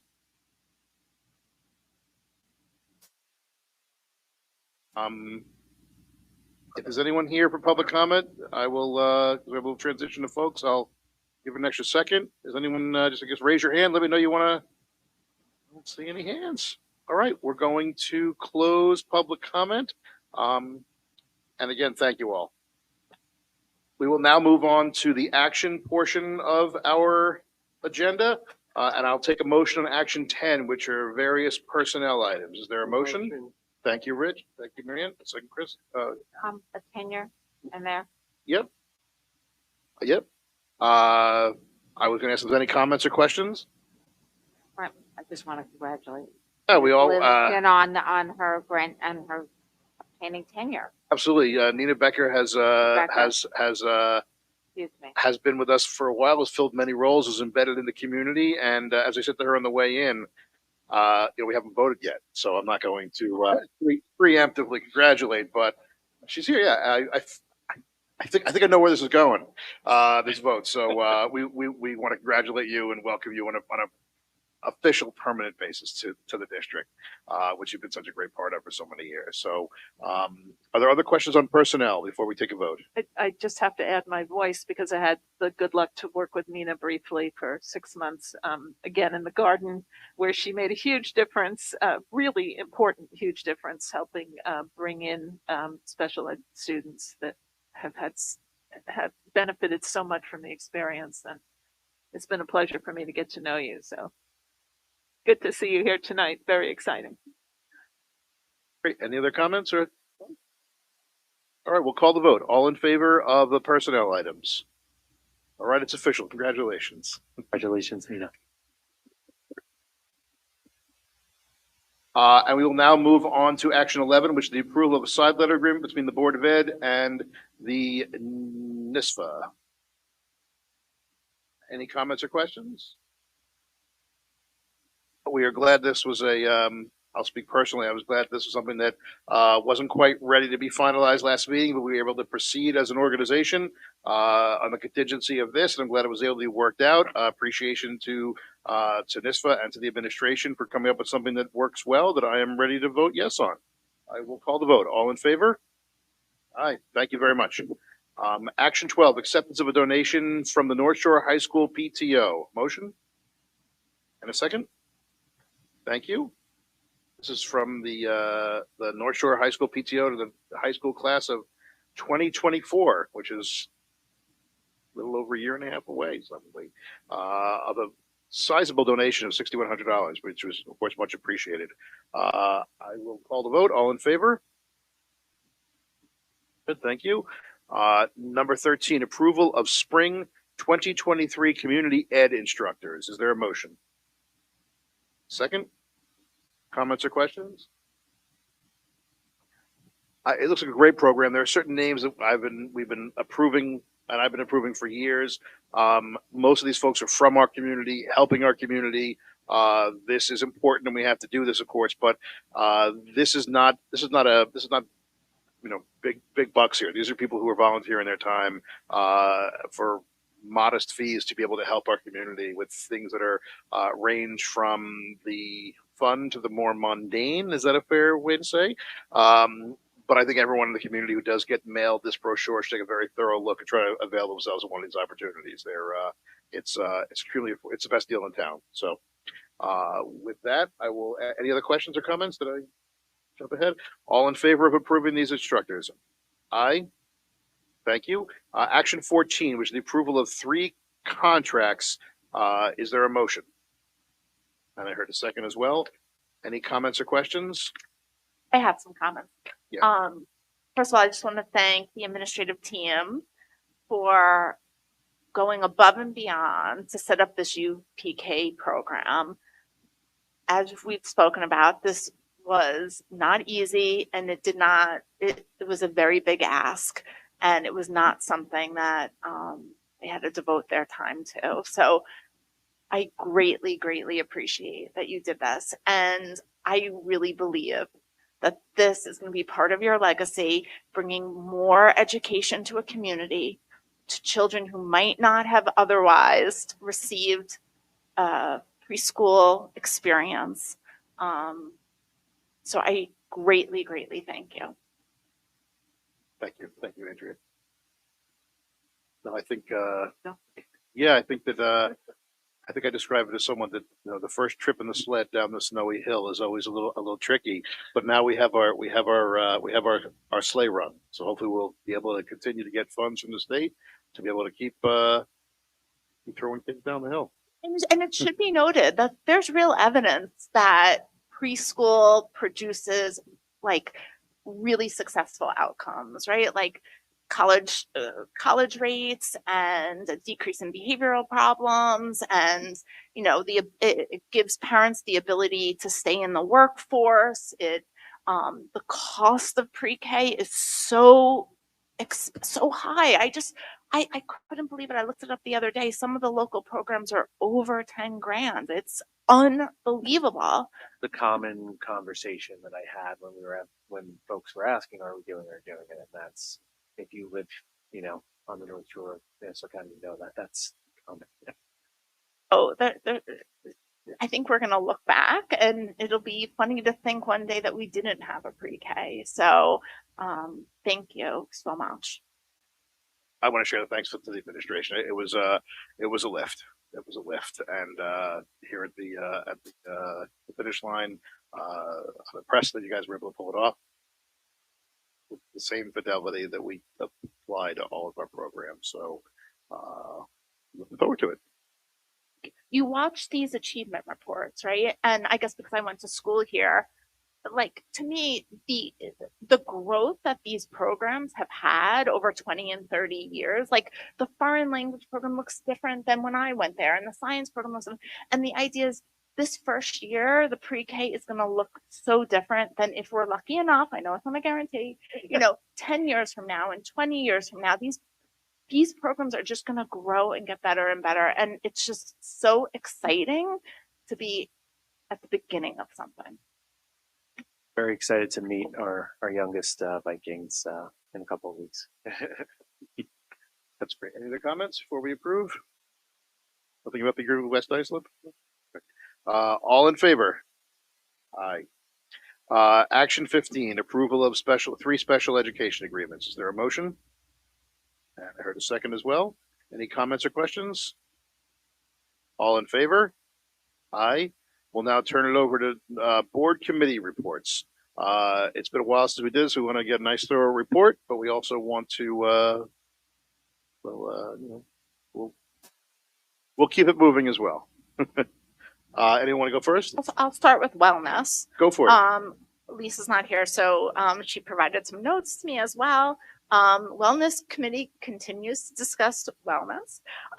We have been doing, I guess, basically now this is the second pulse survey, and we talked, pulse survey is an organizational survey, 1 or 2 questions that you provide the students, just kind of like a snapshot in time to get the temperature of an organization.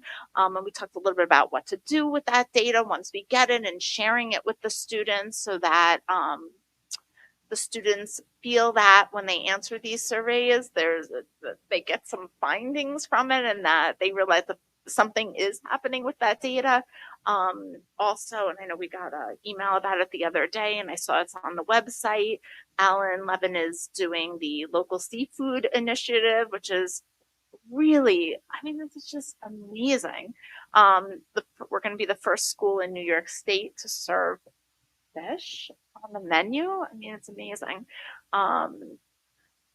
Also, the Dr. Z and Dan Doherty they're working together to establish a partnership at LIU at the PSC, the Psychological Services Center, so that our students are able to receive low-cost psychological services and psychoeducational assessments.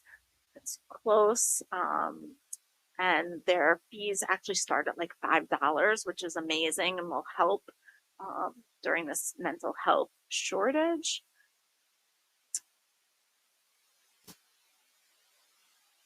We also discussed Don't Press Send, the recap of the CASA meeting. So that's basically what we're up with. Thank you. Appreciate that. Rich? I have just a very brief report. We had a safety committee meeting yesterday, and we are current with drills, prior to the end of the calendar year. We need to have, I guess, 8 drills for school is set with that. We're up to date and in line for the remainder of the year. District training programs have taken place. Employees are in good shape with that. And there's follow-up on that in terms of other people who may need further training in certain areas. Discussion was brought up about, particularly in terms of drills and a way to heighten awareness of where we may have special needs students in the building and how we can deal with that. So that's something that can be looked into, and we will hear about that at our next meeting. The district-wide safety plan, which has to be drafted, discussed, approved, and sent to the state each year, is going to, the draft copy is planned to be released to the committee in March for review. We'll go through commentary in April. It will be presented for review and for a hearing.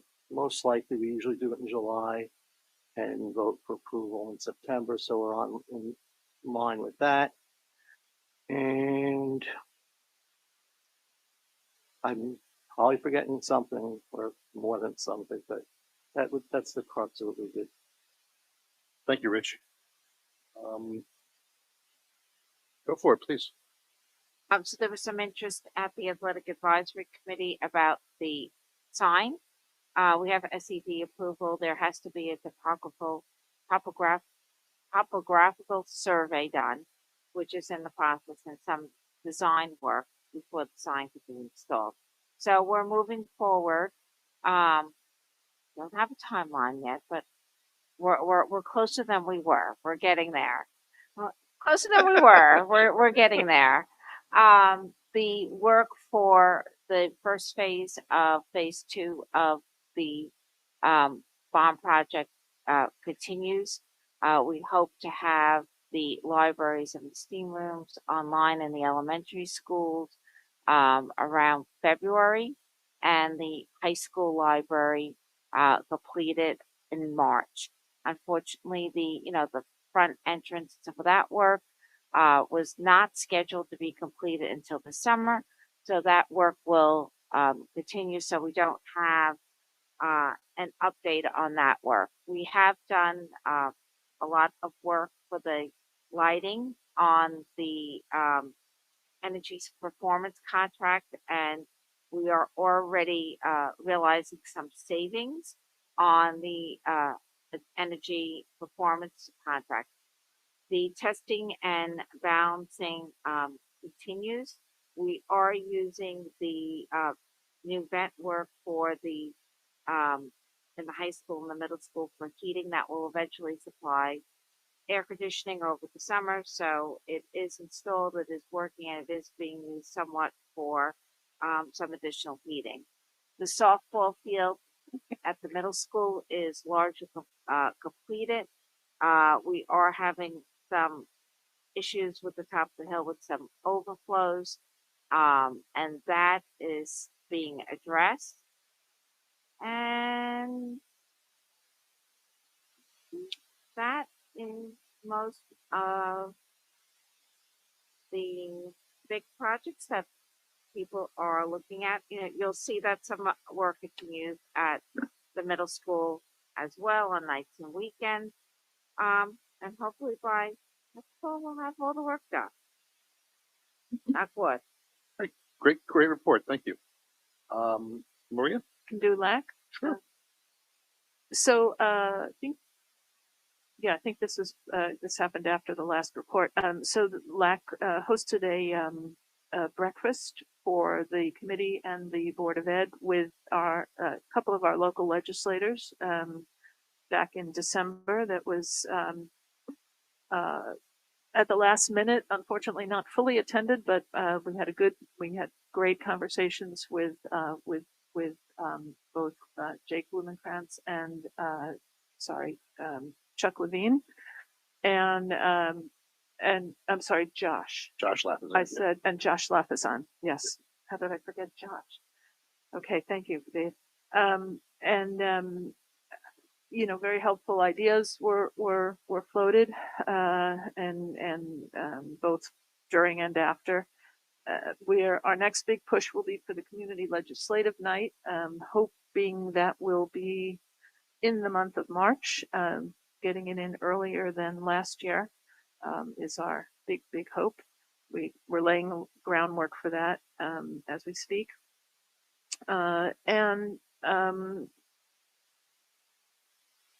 We also drafted and submitted public comment to the Roslyn Harbor folks for the Engineers Club development. I'm sorry, I must be losing my vocabulary now.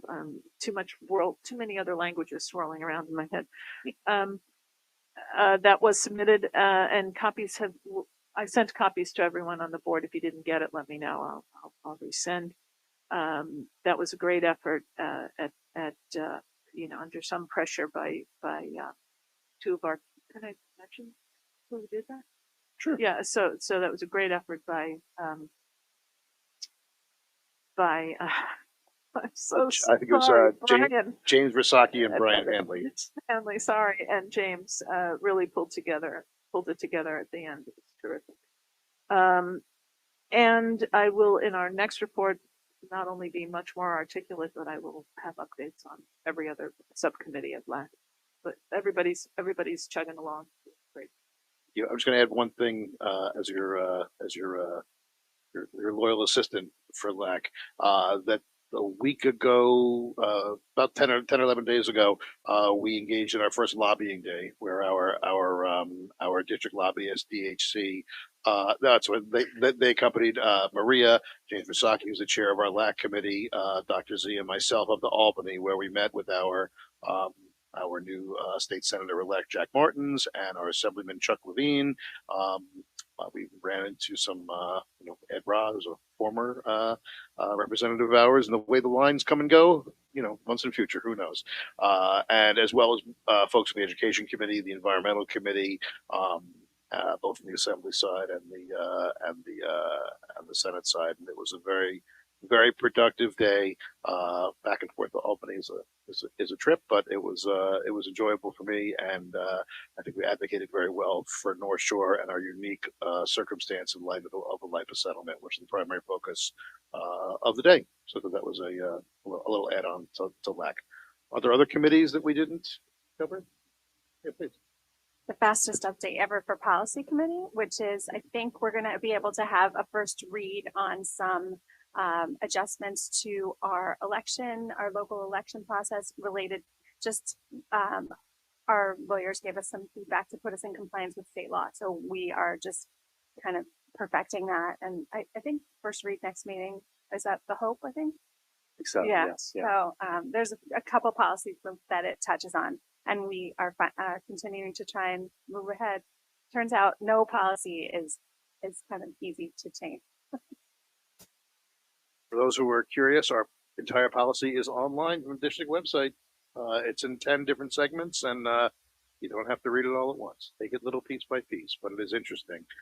People who've been here well before anyone up here started the process of making sure that we are thinking about things that may come up. And I will not use any names of any people or any places, but I will say that a good friend of mine is on the school board of his local community, and he was asking me questions about policy, and I asked about his policy manual, and he, let's just say, went online and saw ours and realized they had a lot of work to do.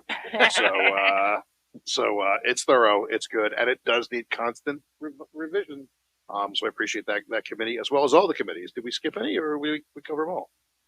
Chris? I did want to mention athletic policy. Oh, yes. Thank you. And we haven't had a meeting. We don't have a January meeting. We met right before the holiday break and talked about a variety of topics. Talked about the turf. field, which Jamie and I will have more suggestions on as part of our budget presentations. We did talk about opportunities for students and intramurals, and there was a lot of great feedback, really good discussion. I shared my secret desire to have a sports broadcasting opportunity for students, and actually saw Josh Knight, English teacher at the high school in the hall today, and he works at the booth at some of the games, and so I might work on him a little bit, but it doesn't have no pressure, Josh. But we we really discussed some really innovative ideas coming off the heels of some of the earlier discussions on intramurals. We did talk about badminton. We talked about seasons. We said the I B think word. you've learned never to diss badminton, right? No, well, we had you learn Allison that Gottfried now. is on the committee, and she coaches in Great Neck, so really had some good detailed information on that. And then, of course, we talked about I think just to give an update on the tutoring policy, which we had adopted at our last meeting. So it was a really good meeting, and I do want to mention, as kind of an outgrowth of that, I will be sending a copy to the board of the last athletics review from 2016, a full copy of that, and then to that policy committee also. That's great. About an update that somebody else came, which, yes, I was like, what should I call you? The health, the mental health $5 thing. Can you elaborate on that? Who is it? Who is it targeting, and who's it for? And I just wanted to learn a little more. So as you know, it's a mental health shortage. There have actually been several articles in Newsday about it over the last couple of months too, particularly when it comes to child psychiatrists, child psychologists, right? So one of the things the district has been looking at is, where do we refer our families, right? How do we link up our kids to outside providers? It's been a real challenge for the mental health team. And part of the challenge is not just finding people, right, but finding affordable care. So locally, there are training clinics. So there's one at Hofstra, St. John's, and LIU in Old Brookville. And they provide excellent care that's supervised by psychologists, and they do like the full range, and they offer a sliding scale that starts at $5.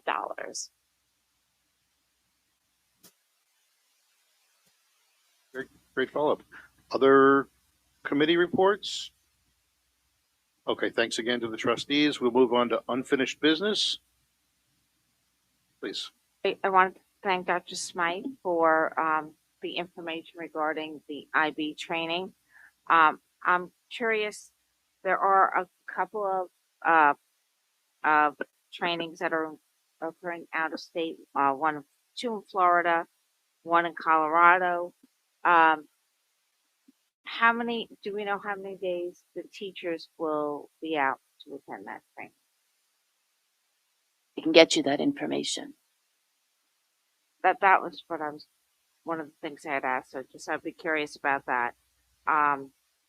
Just to answer the question so that people who listened to the unfinished business last time, the cost this year for the IB training is $9,061 for the courses and the travel.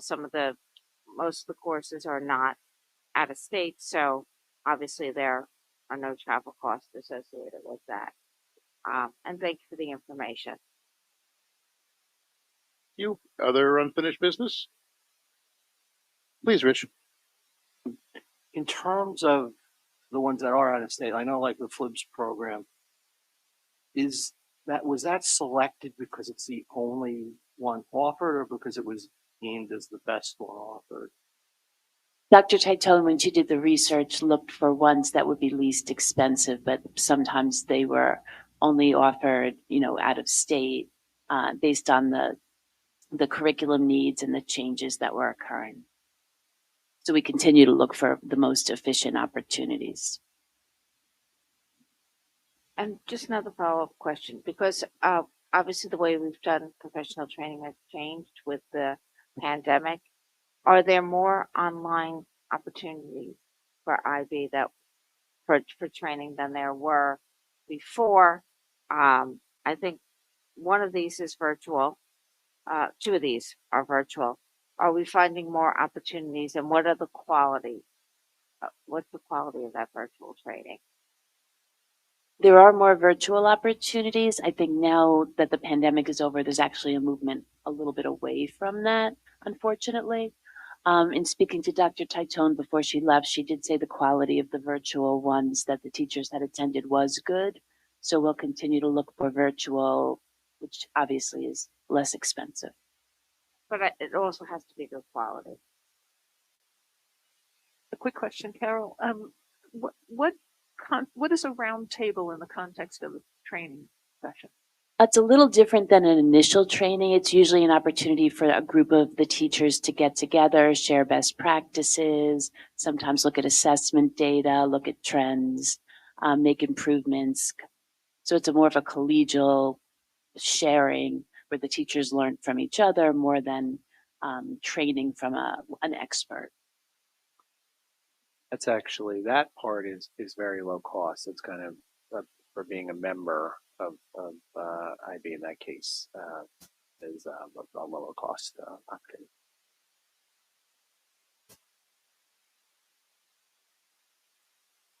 Pretty much, I think, and it's $40, I think, to participate in the roundtable. You get a certain number free. That's that last line in the chart, and then you pay. I think it may be $50 after that. There's a certain number that are free, and then you pay per one after. Explains why those roundtables are a total zero cost. Those are your free ones, and then after that it's 46, 54. Yeah. And what is the annual fee now for IB? Would have to look at that. I can include that when we look at the number of days out of school. I'll give you a follow-up report. Yeah, sure. Other unfinished business? On to new business? That multilingual learners plan was really, I was impressed. That was amazing. And I don't have it in front of me, but it seemed like you assign almost, I don't know. Oh, gee, perfect.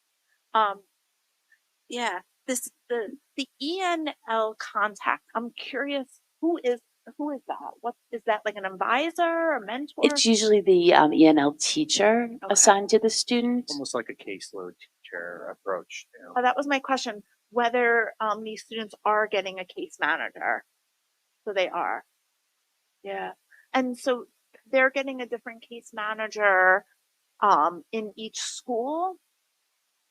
Well, the way it works, it is consistent within school because we have in each elementary school, depending, 1 to 2 ENL teachers. So they do really stay.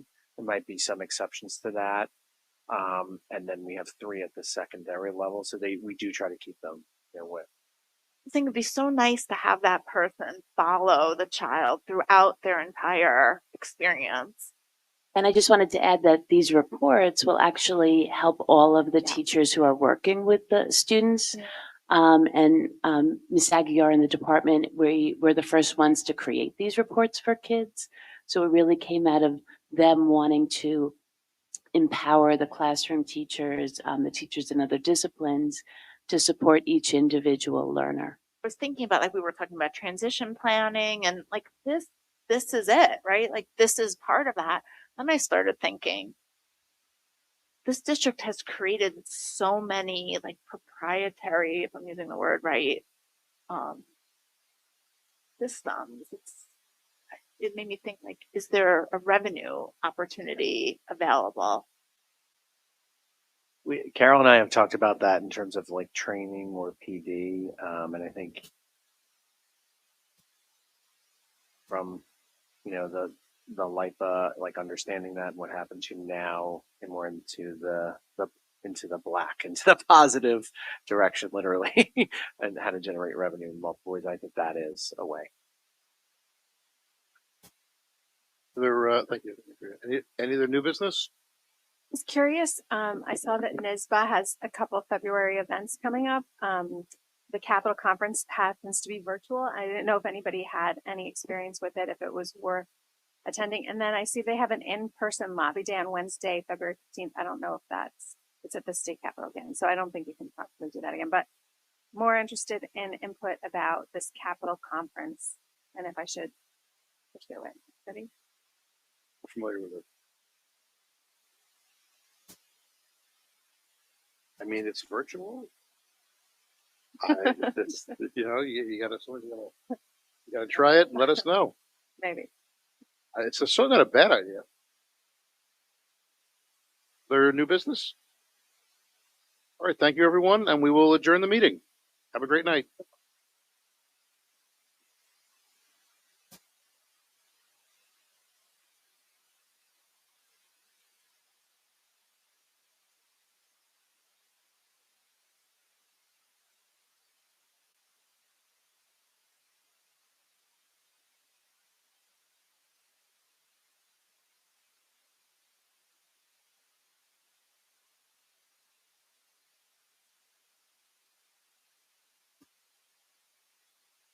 She's the one